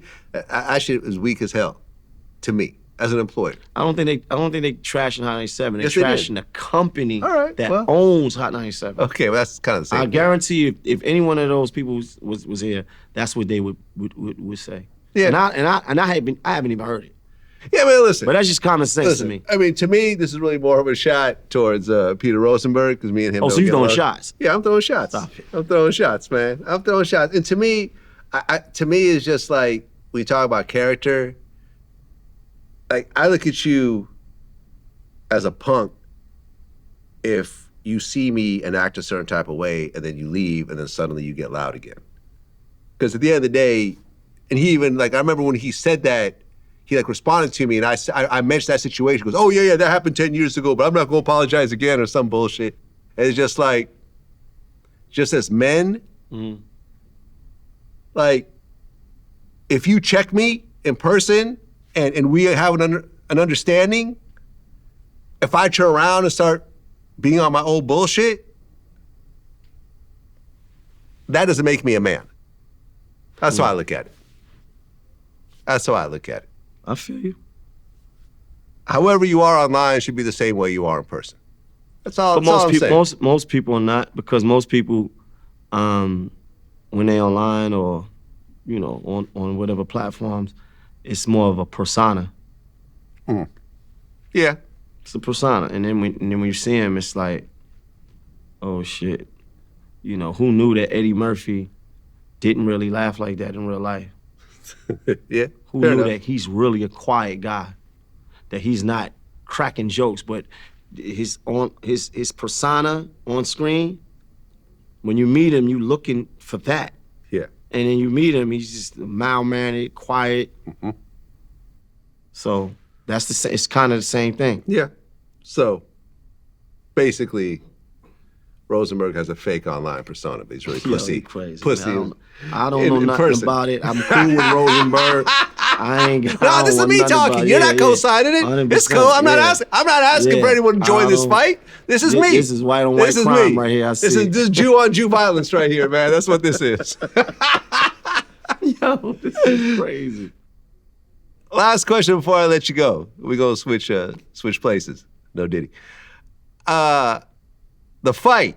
Anthony Joshua versus Jake Paul. Why was he falling like this? Yo, man? now listen, before the fight, the odds were interesting. According to betonline.ag, Anthony Joshua was favored minus 1,040. So what that means is you'd have to bet $1,040 to make $100. And if you bet on Jake Paul, which I think Drake may have betted on him, Right. it was plus 578. Meaning if you put $100, you'll get close to 6 times your money back. Jesus. But you weren't Christ. making that money on that night. Not that night. Because Well, I think did he? I watched the fight and I was trying to understand. Okay, did he tire himself out with all that movement? I just think he was fighting someone that was just so much better than him. Bigger, stronger, more skilled on every level. This guy's a gold medal winner, by the way. I know Anthony Joshua. Yeah. I've met him in person. Oh, you have? Okay. Yeah, absolutely. I know him. He's taller. Super tall, right? But He's like 6'7" or something? yeah, he's up there. The fight was comedy to me. Like, why was he was falling? It's like, was he tired? Like, I didn't understand. I don't feel like a lot of punches was landed in that fight. Oh, there were a few punches landed that were pretty. I mean, his jaw was broken in 2 places. I see. He lost teeth. Yeah, damn. Yeah, what could you say? This is boxing, no? And that's the exhibition. Well, Yeah, pretty much. It was sanctioned by the Florida Boxing League, but it wasn't any of the big belts. Right. No one's losing a belt over that fight or gaining a belt over that fight. It was, if you think that all of Jake Paul's fights are fixed, here you go. Yeah, because I was just like, don't they got a clause where they don't knock each other out? That's what I heard about the Tyson one. Yeah, I heard that too. You know what's funny is like the day before the fight, I was put on the phone with Lennox Lewis. Yeah, right? I know Lennox too. Yeah. And he was saying how he thinks the Mike Tyson fight was fixed. But he was like, but this fight's not going to be fixed. Oh, he said that? He said that. Ahead of the fight. Ahead of the fight. He said that? He said that. But he said the Mike Tyson fight was fixed based on what he saw. But he said this fight's not going to be fixed. And he was right. I don't know about the Mike Tyson part, but this definitely was not fixed. It is what it is, though. Do you think, okay, here's an interesting question. Because originally the fight was not supposed to be Anthony Joshua. It was supposed to have been Gervonta. Gervonta Davis. Which I couldn't understand that. Why is that? Gervonta is what, a lightweight fighting a... Is he? That's like a middleweight. No, he's not middleweight. 100% he's not middleweight. Maybe I'm wrong. No, you're right. Lightweight, 135 pounds. Right. Oh, shit. Fighting a heavyweight. Like he's also competed in the super featherweight at one point, which is 130 pounds. There you go. He's never been a middleweight. Right. So you got a lightweight fighting a heavyweight. How's that happening? I never understood that. So that may have been like... But Gervonta was favored in that fight, too. That's just the hype, but was that a real... I don't know. It was a real fight, but then Gervonta got some sort of domestic violence situation. It had to be like an exhibition. I'm not mad at Gervonta. He was going to get a bag for that. Huge bag. I'm not mad at him. Shit, I would have fought... I'm not mad at anyone. I mean, Anthony got a big bag. See? I think 60 million, I think. Okay, so what do you think would have happened with Gervonta versus Jake Paul? I don't know. I don't know if they would have had those clauses because of it has to have been something in there because we don't see lightweights fight heavyweights. Why do you think they got? Well, you saw Logan Paul fight Mayweather. Yeah, but those are not real fights. Well, yeah, they're exhibition-ish fights, essentially. Right, these are not real fights. They're not real fights. I even get it. That was more closer. Floyd is a middle, you know? Listen, I would want to fight Gervonta. I've interviewed him before. He's built like a little tank, bro. Like, he hits hard. Shout out to Tank. Would you want to get punched by Gervonta? I don't want Shit. I'm not into getting punched. But I'd rather get punched by Gervonta than Anthony Joshua. I'll tell you that. If I had to have a choice, no, listen. Someone got to punch you. No, 100%. Gervonta could have broke his jaw too, though. This is what I'm saying. If he landed, he could have broke that jaw too. I agree. 100%. I agree, but Jake Paul would have been able to throw him around the ring a little better. Because he's bigger. That's what I'm saying. why we don't have lightweights fighting fucking heavyweights. That's like, come on. Nah, like, it's too much space in the middle. Like, nah, that's too much. Do you think that Terrence Crawford is really retired? Yeah, I think he's done. Yeah? I think. 38, 42-0. And the thing is... He don't got nothing else to prove. He did it. Right. And the thing is, I was talking about this in a previous interview. He's just not in a position, age-wise, to beat Mayweather's record. He don't have to. He did. I know he doesn't have to, but if there's one reason to stay in... What they said he could not do. With Canelo? Yeah. He did what they said he couldn't, bro. Like, you understand? He beat all of the odds. They ducked him for years. Listen. They ducked him for years. They didn't have him in the... He was always elite. Yes. But we wasn't knowing because he didn't have the marketing behind him. They pushed him to the forefront. He wasn't getting the fights that he needed that told us that until he fought Spence. And that's when he woke us up. I was like, I didn't even know. Right? And I had to basically because I met him after that. Oh, okay. I had basically bet against him because... Well, that's not how the odds went. In the first fight, well, the only fight they had, Canelo was minus 180. I'm not talking about Canelo. Oh, I'm talking about when we realized that Crawford was different. When we realized that he was a god, like is when he fought Spence. Right. I was a Spence fan. I thought Spence could do no wrong. Okay. Oh, you bet on Spence. Okay, This got is it. when we realized. Okay, when I bet Angela Yee, right, and the loser had to wear the same outfit for a week. Okay. Okay, I wore the same outfit for a week, and then that's when we realized that Crawford was something totally different. So from that fight on is when we really said, oh shit, this dude is different, because Spence wasn't no walk in the park. Spence was like one of them guys. No, he's elite. Yeah. So I'm like, damn, fuck was I thinking about? So going from that and going to fight Canelo, which I still may have had some doubts, because I started to believe everything everybody else was saying. Oh, Canelo too big for him. Oh, Canelo hit too hard. And I'm like, and then you see the fight, I was at the fight. Oh, okay. Canelo wasn't really bigger than him like that. He not that bitch. They around the same size.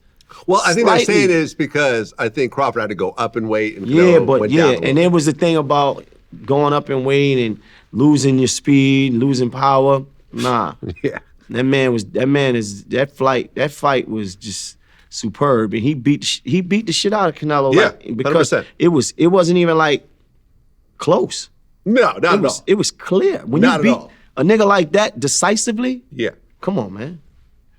Yeah, look, I was saying that Canelo's going to win because he was favored. He was minus 180. That's the hype. Yeah. Just the But hype. he was favored, and listen, the odds makers know what they're doing. Yo, he showed me something about Canelo that I heard somebody else say before. It was like, Canelo don't really throw combos. Like he stalks niggas down, right? And then just bam. And people scared of him because he's Canelo and he's the face of boxing, but he pulled the skirt up on him, bro. I mean, even Canelo said it. He said he had nothing for him. Had nothing. I couldn't figure out his style. Nothing. Come on, man. So he could just leave. He ain't got nothing to prove. Well, and look, he's at 38 years old. He's 42-0. He'd have to win 9 more fights to beat Mayweather's record. Man, and at his age, I don't think that's possible. He don't even have to, bro. I know he don't have to, but I'm saying if he really wants to be in, this is the best ever to do it, because people are still going to say, if they're saying, who's better, Mayweather or Crawford, I think most people say Mayweather still. What would you say? What would you? Okay, here we go. I don't really compare them in their prime. Mayweather versus Crawford. I think I would say Mayweather because I watched Mayweather fight many more fights. Yeah. I've seen him adapt to fighters. I've seen him, switch his styles. But then I seen Crawford. That's my point. We wasn't on the Crawford like we should have been. Everything is a business. Everything is marketing. Mm-hmm. So you can have the best product, but if the world don't know, then... Well, yeah, because Crawford is not a very personable guy. He's not Money Mayweather. I don't know if that was the case, or he just wasn't in the right... No, I think naturally his personality is more quiet and more subdued, and he shows out in the ring. Right. Whereas Mayweather is over the top, ostentatious, flashy, shows off, got the girls, got this. Man, Crawford got a family, bunch of kids with his girl or his wife, and he's quiet. He doesn't talk much. He doesn't brag. Heard he was driving kind of like a regular car for a long time. Like he's not that, and that's cool because he's really who he is. And Mayweather is who he really is. Two different personalities. But marketing wise, you'd want a Mayweather over a Crawford. I get it. Yep. That's what it is. Maino. Another one in the can, and you want to switch positions? DJ Vlad the Butcher. Yeah, Maino TV. What's good? Maino TV. What's happening? Everything good, man. You went from mixtapes to actually being ahead of the game in this contest space. Now, a lot of people don't you know, they say DJ Vlad, like when was he ever a DJ? Give people some background on this DJ thing. I started as a full-time DJ in 2001 in the Bay. I moved to New York in 2002 because I was trying to be at the top of the mixtape game. And I realized that in the Bay, that wasn't gonna happen. So I was broke by that time. I'd run out of savings, and I just moved to Brooklyn, to Flatbush, Church and East 18th. I was sleeping on my man's couch with just a backpack full of CDs that I was dropping off with the Africans, you know, on Canal Street and in Queens and so forth on consignment, and just a dream of making it in the mixtape game. Within about a year or two, I started winning awards. I won Mixtape of the Year with the Tupac Rap Phenomenon mixtape, with Dirty Harry and Green Lantern. Then I won Mashup of the Year next year with Rock Raider. It was a rock hip-hop mashup. Rest in peace, Justo. He passed away after that, so there's no more mixtape awards after that. But yeah, off those mixtapes and off the awards, I started to tour worldwide. You know, did Japan a couple times, did Australia a few times, did the Middle East, did Europe. And so yeah, I had a really dope DJ run. But you know, once VladTV started, that took all my attention. Did you actually DJ like parties? Yeah. Like when I was saying, all these countries, like these are all clubs. Right. You know, not parties. I don't think people realize that you were a DJ. Like they just see the name absolutely, DJ because Vlad. there's no real footage of me doing that, right? But that wasn't the footage era. Yeah, people need actual videos. I have some. You had to really have a camera. Yeah, you got to have a camera. So yeah, I did 2 tours in Australia where I did 5 cities in each tour. I did, you know, 2 stops in Japan where I did Shibuya. I did Bahrain like 3 or 4 times. There's Billboards, VladTV. Nice. You know, it was cool. I mean, I got Was to. it VladTV back then or DJ Vlad? I'm sorry, I said DJ Vlad. The Butcher. DJ Vlad or DJ Vlad the Butcher. Right. Yeah, man, it was cool. I got to get my little rock star era on, doing shows and, you know, having groupies afterwards and everything else like that. It was a great time, man. And I'm glad that I did it. But at one point, I realized that I was getting older because I was in my early 30s by that time. And I had to figure out, because as I was getting older, and I wasn't like a top DJ. I wasn't like a Diplo that was getting 100,000 a show. Right. I was getting overseas maybe a couple thousand a show. Right. You come home, you don't have that much money. Right. So I had to just figure out, as I was getting older, like, what am I going to do into my late 30s, into my 40s, into my 50s? And that's when video came in, and that's when eventually YouTube came in. But what made you, because when me and you met, you were doing content. So Right. you came to my hood, I want to say around 2006, 2005, 2006. I think 2007. Like very early on, you was in this content space. You know, My DVD era. the DVD era. Right. So the DVD era kind of segued into this, to YouTube and WorldStar, because That's when exactly WorldStar it, yeah. first opened, they used content off of the DVDs. Right, 100%.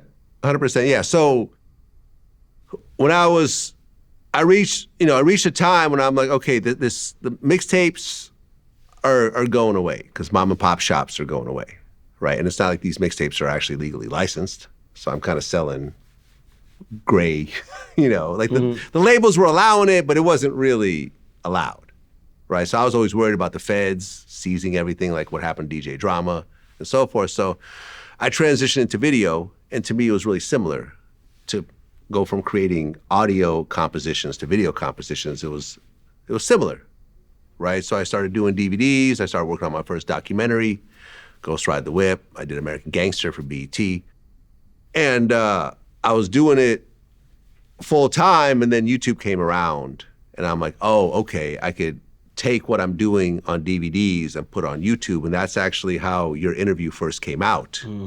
I recorded it with plans to put on DVD, but then when YouTube came around, I kind of held on to it and then put it out on YouTube. So you know, we'll play like a little clip of me and you. That's right. Yeah, man. That's what it's about, man. Grinding, hustling hard, man. You know what I mean? Where we are, right? Where we at? Right now, we in Bed-Stuy right now. Right now, we're in Clarkson. Just finished. I had to give me a little haircut and all that. You know what I mean? People wondering, well, why am I not on camera? Why am I talking behind the camera? Because as you remember, I was holding the camera. He was holding the camera. And asking questions from behind the camera, and I was filming I and was talking. driving, and you was Exactly. Yeah, that's it. So the reason why I asked you that is because we in a content era where everybody's trying to get us a piece of this, and some guys were ahead of the curve, and you were one of them. Yeah. You know, did you foresee this? Yep, 100%. 100%. Because the technology kind of wiped out the DVDs, right? Not the technology, but the stream. Like once everything went online. Yeah, there was no purpose to do DVDs anymore. Right. Well, and or this CDs. is or CDs. And the reason is that not only did YouTube offer a platform for video, because that's not new, right? There's other video platforms, but what YouTube did that was different after Google bought the company was not only can you upload videos to their platform, but other outlets, media outlets, social media, which was very early at that point, they could then embed that video and play it, and then you get the views on someone else's platform. And that was everything. Because let's just say CNN posts your video and embeds it, you could get 100,000 views back then overnight off of someone else's fan base. What do you mean? You post a video on your page? Right. So you could embed a YouTube video, right? So let's just say you're TMZ. TMZ always posts our stuff. When people go to TMZ.com and they see my video embedded on a TMZ page and they press play, those views come to me. And the ads that run, I get paid for those ads. So now I'm having bigger media outlets push my stuff. It's not about my following, it's about their following and me creating content that other bigger outlets want to use. And I just got it right away. I'm like, okay, now I'm creating content for the world and for these other big media outlets. And that was going to be a lot faster than trying to build up my own platform completely by myself. So every time somebody takes your video that's embedded? Yes. Now, if they rip it and re-upload it, then you get nothing. Got it. But if they embed it, then you actually get everything. Got it. So Got it. that changed my whole perspective on how I view it. And I said, all right, I'm done. I'm no more mixtapes, no more DVDs, no more hustling on the side. This is all I'm doing. Full steam ahead. Full steam ahead. With the videos. Yeah. With the content. Exactly. Quick question.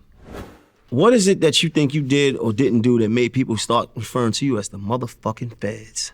That's easy. So up until I came along, hip hop interviews were always very softball. I feel like most interviews were happening on the radio. So long form interviews weren't happening. Very short clips were happening, and interviewers, that era of interviewers weren't really pushing the envelope. They wanted to be cool with the artists. They wanted to go to the parties, they wanted to be friends with everyone, they wanted to be cool with the labels and so forth. And this is the Sways of the world and everything else like that. And these dudes built a hell of a career doing what they did, and I used to listen and watch them. But I would always watch these interviews going like, man, all the real questions aren't being asked. Like all the questions that me and my friends. So you wanted to push the line. I wanted to push the line. I wanted to push harder than everyone else was pushing because I was watching 60 Minutes and I'm like, these motherfuckers is going all in. Got it. You know, and so I was like watching this going like, all right, well, I'm gonna ask the shit that, like, if I get to sit down with someone who I admire and I get a certain amount of time with that person, I'm not just gonna waste time by talking about their outfit and just talking about a bunch of surface level shit. Right. I want to talk about the real shit. You know, like for example, I just interviewed Hell Rell, J.R. Ryder, and Duke the God.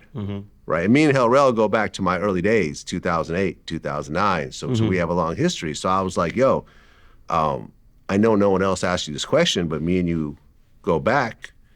You know, tell me about that fight that happened. You know, when the dude attacked you at the restaurant and filmed it and stuff like that. Hell, Rel, me and you go back, so Facts, I'm comfortable asking you this question. Yep. There was an altercation that happened in 2018 at a restaurant. Facts. What happened? Oh man, I was in there eating with my family, and this is prior to this is me knowing before the clout chasing era was. Some niggas came in there filming with a phone and attacked me. So for the first time ever, Hell Rel talked about that. That was the first time. That was ever? the first time Oh, I ever. didn't That see happened years and years ago. But that's the type of shit that I do. And it's like, yo, let's talk about the shit. So you may ask the uncomfortable Yeah, and you know questions. something? He didn't have a bad reaction. He's like, Right. okay, yeah, let's talk about it. You know, he said what happened. Yo, yeah, that happened. I got caught slipping. It's not going to happen again, blah, blah, blah. And it's like, yo, he didn't have a problem talking about it. But I think what it was is that people were scared to ask him the question, right? And look, you fast forward to 2025, going into 26, what I do isn't even all that crazy anymore. Oh, yeah. Yeah, you got the Traplo Rosses of the world that are like talking about all the but murders some rapper hear did. Hear me on this. Do you think it's a responsibility of yours to maybe stay away from questions or things that may turn around and come back to bite a person?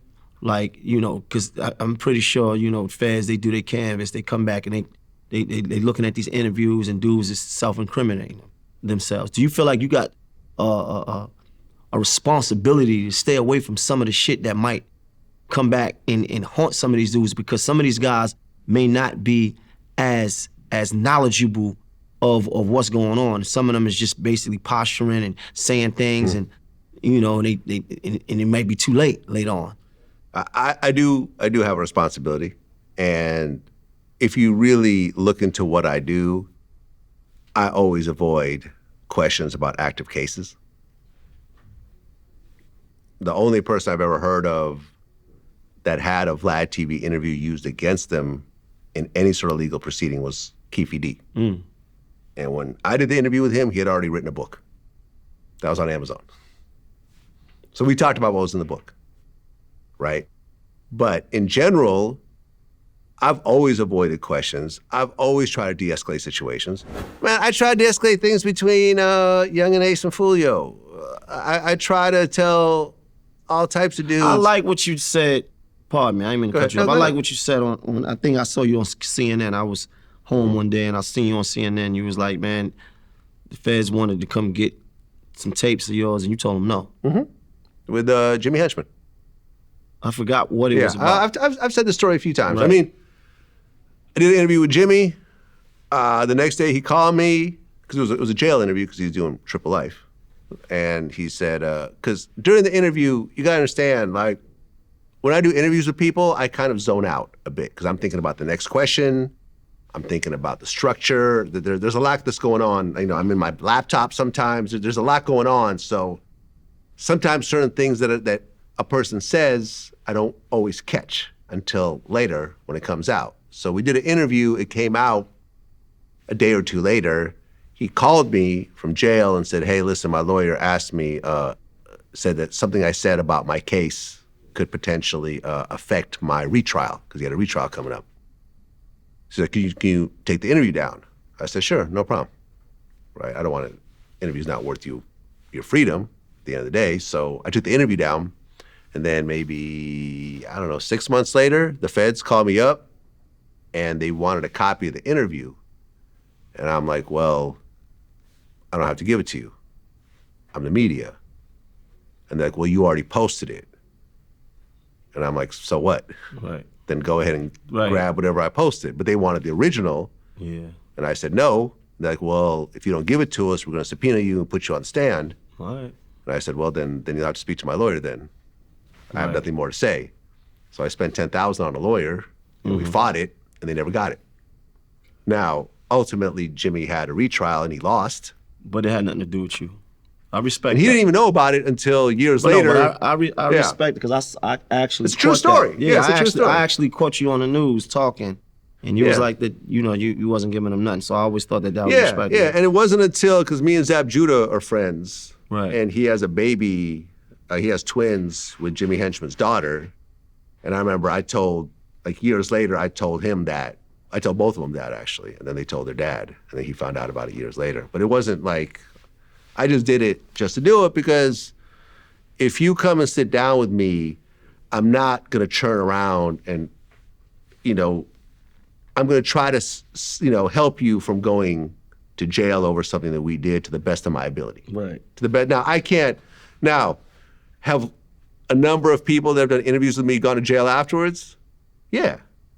But I can't stop you But from they doing... haven't, so you're telling me they haven't used your interviews in court? Who? So only one, There's always been rumors about this, but no one's ever pulled out paperwork or transcripts because it's never happened. And when you talk to, oh, you're the reason Casanova's in jail. Really? Because Casanova's not saying that. I don't remember any of my footage being used in the Casanova trial at all. Right. Oh, you put Arab in jail. None of my footage from my Arab interviews was used. So this is a myth. It's a myth. Because you know how it is on the internet with people making their little documentaries, making their little videos, breaking shit down or whatever else. Oh, look,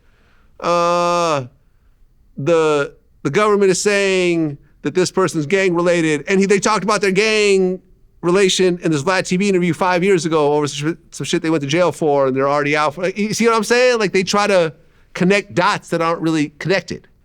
But it sounds good in a YouTube video. It's not like we're gonna go through all this trouble trying to get it taken down. It just is what it is. Like you said, people do videos about you that aren't true. But at the end of the day, you can't accuse me of doing something in the legal arena when everything is documented and there's no paperwork to back up what you're accusing me of, right? Discovery, court transcripts. The whack 100s of the world are great at this type of shit. You know what I mean? Nothing, because it's just not true. It's just not true. But that's cool if you want to run with that. I'm not tripping. Right. You know, I've had a great run. My run's still continuing. Absolutely. Do you correct things that you may have spoke on that you may have been wrong about? Do you know, a lot of times people do things in public and then the apology is behind the scenes, or they rectify it behind the scenes. Do you rectify things in public with the same energy? I used to not do it because I had the wrong people around me. They were always telling me, like, you know, don't say nothing, you know, just be quiet, let it blow over or whatever else. And then ultimately what would happen is that other people's narrative would become the story. So these days, I don't do that shit at all. You know, some years back, I misquoted Farrakhan. I did an interview, I addressed it, I apologized. I've spoken about it multiple times. Some people accepted the apology, some people didn't. I get it. There's people who I got into it with that ultimately I was tripping at the time. I was going through some shit in my life, and it spilled into, you know, the public space. Me and Marlon Wayans went at it, and I put a bunch of private conversations out in the public, and I was just being an asshole. There was something that I respect that. Yeah, and I apologized. There was something you said about Farrakhan years ago. Yeah. I can't remember what it was. Yeah. So here's what happened, and this is in the age of people editing videos, right? So he had done a speech, and he said, if you see, I'm paraphrasing a little bit, but he was saying how, he was saying that when a Muslim sees a Jew, they should hit him with a rock. And it was crazy sounding when I heard it, and I remember I talked about it in a D.L. Hughley interview, but then as soon as I put it out, people started sending me the whole video, Context. And he was saying, but not an actual rock, a rock of truth. See? Right? But I only saw the rock part, and of course, the rock clip. part We had saw got the like clip. Yeah. 10 million views, Right. and it was everywhere, and I'm Right. like, oh, you know, he's talking about him Jews the rock. That sounds Right. crazy, like, you know? But he wasn't really saying that. He was saying the rock of truth. Did you apologize? And I did apologize multiple times. See, and that's the thing, Yeah. right? But at the time, I didn't, and that's what caused some friction in terms of people But around I think me. it's admirable, and see, apologizing with the same energy is that doesn't make you less of a man, bro. Yeah. right? That Yeah. a man admits where he's wrong at Yeah. and where he's faulted at. That's what makes us who we are. That's actually what makes you stronger. Yeah. So I respect that because we living in a time where now everything is a clip. And things often are taken way out of context. So as a content maker, you have to have some type of responsibility with the clips that you put out because things get way blown out of proportion. Right. And sometimes people clip up your stuff and sometimes they alter it. You know, I remember there was one clip that made me sound gay, you know, during an interview with Ari Spears. And I remember Akademiks reposted it. I was like, that's not what I said. Yeah. That's not what I said. But, you know, if you want to doctor a clip and make it sound like I'm admitting to being gay, then that's cool. Go ahead and run with it. I don't care. I'm not gay. Shout out to all my gay viewers. You know, I'm confident in my sexuality. Shout out to my gay viewers. Shout out to my gay viewers. Shout Shout out to all my gay viewers, man. There's a lot of them. Nah, it's all I have gay good. friends. Shout out to Jason Lee. You know, I mean, listen, at the end of the day, if you want to be gay, be gay. It's all but good. I only feel like you're only really gonna freak out from being called gay if you're actually trying to hide being gay. Right, If you're right. straight, who the fuck cares? I'm sure you've had gay rumors about you here and there. It is what it Nah. is. No. Nah. I'm sure no. someone's called you gay at some point. No, nobody's No one called ever me. in life? No. You I'm haven't sorry. made it yet, man. I'm Once sorry, you yeah, get I'm to not a certain made it. level, Yeah, we get to certain you haven't made it yet. I don't. You gotta. Once you're being called gay, you know you made it. No, I don't know about that. Don't put that. Don't bring that shit over here. Don't bring that on there. All right, it is what it is. I mean, listen, no, but I will say this though. Nowadays, everybody call everything gay. Right. See, if you see, us, if I put up a video and I might, you know what I'm saying, we live in a super ultra pause. Everything is pause, right? Everything is gay. Everything is gay. Like, so Right. he's like, oh, why he got his arm around him like that? Like, what are they talking about? Why his pants like that? You gay. Right, yeah, right, yeah. Oh, so, no, listen, when I put out the video about the Diddy 3-inch thing, everyone's like, oh, Vlad's definitely gay. Spent the whole video talking about Diddy's meat. Definitely 100% gay. Leave that alone, man. Stay You away know? from that. Stay Like, away from that. That is wild right there. It but- is what it is, yeah, man. yeah. No, listen, everyone who calls me gay, bring the guy who I've had sex with. Go ahead. I dare you. I got a $100,000 prize for that. All right, go But the ahead. truth, so here's the thing. Do you think that truth matters nowadays, or the story that is more entertaining? It's always both. It's always both. And listen, there is nobody funnier than the internet. The internet got some of the funniest motherfuckers ever. And I just think I've learned over time not to take shit all that seriously. Right? Because a lot of this shit blows over. Me and Joe Budden had been going at it for like 10 years. You know, he said when he sees me, he gonna fuck me up. Really? And he got the lawyer money put aside and whatever. And then, was it last Christmas, we ran into each other at a department store. We shook hands. We laughed it off. It is what it is. You know, it's like, shit is really not all that serious 99% of the time. Now, Right. I am prepared for when it could be serious. You know, like, for example, like, you know, we talked about how Jim Jones approached Akademiks at the Young Boys show. I know that Jim had said a few things about me over the years, so I don't know what Jim's temperature is. So when I saw that happen, especially, I'm like, all right, I'm just gonna fall back. I'm not gonna say nothing. But then Jim approached me and put out his hand and shake my hand. I'm like, oh, okay, cool. But I wasn't gonna be the one walking up to him because I don't know what. Do what you he's on. generally feel like, you know, with your platform, you got a very, very popular platform in this space. When you're outside, do you feel like, you know, you need to be moving with a sense of security? Like you feel like, you know, there's people that's angry with you? There's the internet and then there's real life, right? On the internet, everyone hates me, I'm the villain. In real life, I cannot walk outside without taking 3, 4, 5, 10 photos. I agree with that. People's kids. See a lot there's of literally hate on the photos internet. everywhere. If I go to the airport, it's hard for me to get to my, my gate sometimes because I have to take so many photos along the way. Oh, so you're a star, huh? No, but You're a star, huh? I'm very, like, I'm surprised that that I'm here. So I'm Right. very grateful. So Indeed. I never say no to anybody. Indeed. Right? I'm very nice to every single. No one could say, "Vlad, an asshole. I asked him for a photo. You told me to fuck off." Like, that's never happened. Right? If I ever go to a restaurant and I always over tip if they recognize me and stuff like that. I'm always just very, very nice to everybody.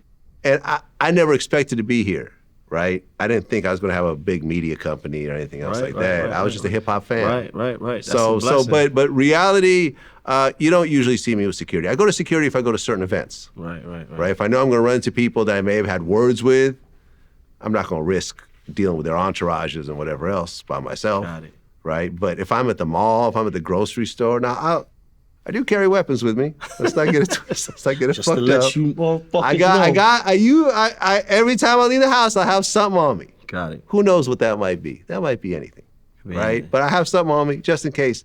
But up to this point, knock on wood, I haven't had to use it. Got it. So, yeah.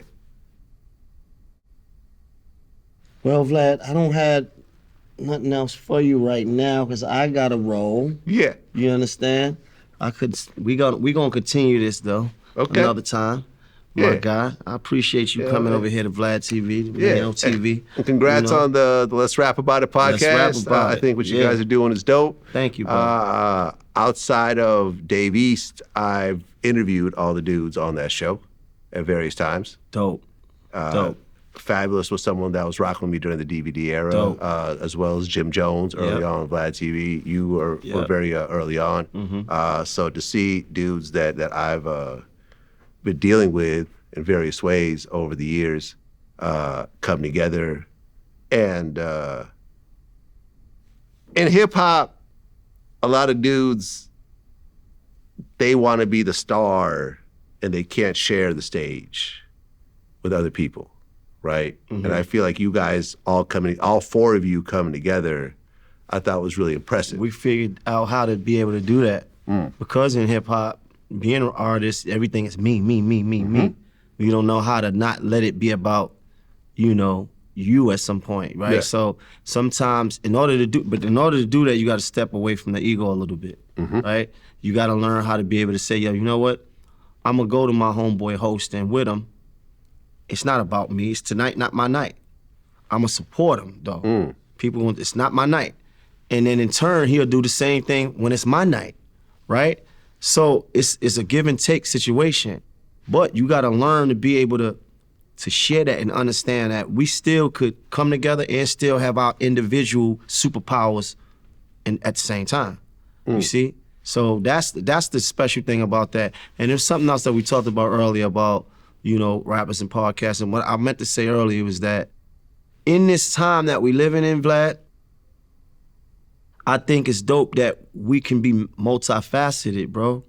That a rapper can be an actor, he can do a show, he can be in real estate, he can do so many different things, and he can own, a restaurant. So I think that should be like championed, like the fact that, people are still here and they positioning and pivoting into different things. Yeah, man, listen, you say how people criticize rappers for doing podcasts. Vlad has never said that. No, I understand. Look through thousands of hours of footage. I've Understood. never said that. I'm happy when dudes is doing shit because at the end of the day, and this kind of broke my heart, and I've interviewed him before, MC Shan. I don't know if you saw a video with him recently where he's like, fuck hip hop ain't done shit for me. I never made no money in it. Only time I made money was with Snow, Irish, Jamaican dude. Yeah, fuck hip hop. Informal. I got nothing to show for it. He has no teeth as he's saying Yeah, this. I know. Yeah, I didn't see that though. Yeah, no, it's a new video I saw circulating. I'm just like, man, you don't want to be there. You don't want to be MC Shan at some and point this in is your why life. there you go. And this is why it should be, like I feel like it should be championed. Like, guys still here, still embracing the young, still in able to make a difference in their families' lives, still able to do business, people still willing to do business with them. That should be championed. It shouldn't be shamed, bro. Yeah, like, because it's 100%. not easy. Because the truth of the matter is this, though, Vlad. Everybody not gonna have a Jay-Z career. Everybody not gonna have a Drake and 50 Cent career. So am I less than a man because I didn't have that type of career? Am I less great? Am I nothing? You know what I'm saying? Like, what does that mean? Everybody not gonna be Jordan, right? But as long as we able to figure out ways to feed our families, to multiply what we doing, I think that should be saluted, because I ain't never looked like I needed a favor. You see what I'm saying? So Nah. that's you know. As long as you do a good job. Now I could criticize the job that some people do, but I'm not going to say you shouldn't be doing that because you were otherwise doing this. No, man, I think it's all dope, and I've always been very embracing, man. You and I have had conversations. You're asking me some YouTube questions. Yes, You're like, yo, come, you know, if you want to sit down with me and I'll show you some of the YouTube things that I learned. Like, yo, it's whatever. Like, you know, I offer to be on the show, but we don't do guests. Okay, cool. I'll help from afar. Like, it's all good.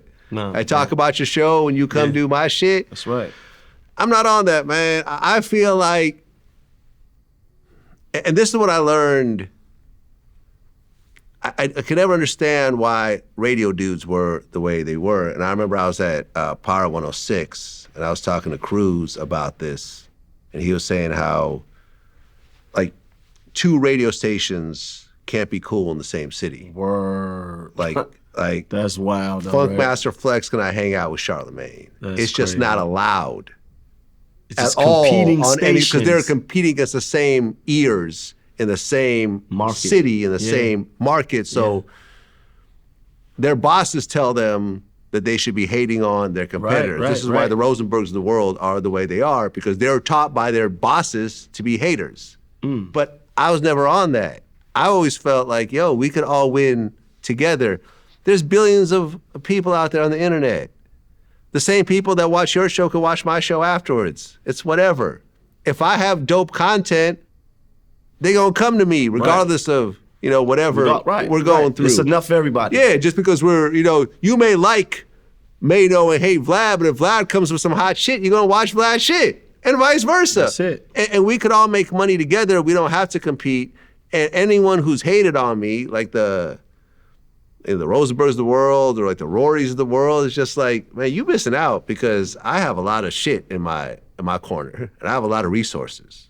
And I'm glad that I have my relationships with Adam 22 and Akademiks and Charlemagne and all these dudes. Like I've gained a lot from them, not only having conversations with them and them giving me business people that they referred to me and so forth, but also we do each other's shows. We help each other out, and every time we do it, we're all getting millions of views. What's the point of competing? And I'm almost glad that these radio dudes are going away to make room for just a better way of doing things. Working together, all of us making money together. Like competing, that's going away. That shit is lame. Listen, man. You heard it first. Yeah. VladTV /Maino TV. Let's rap about it, man. Peace. All right? Peace.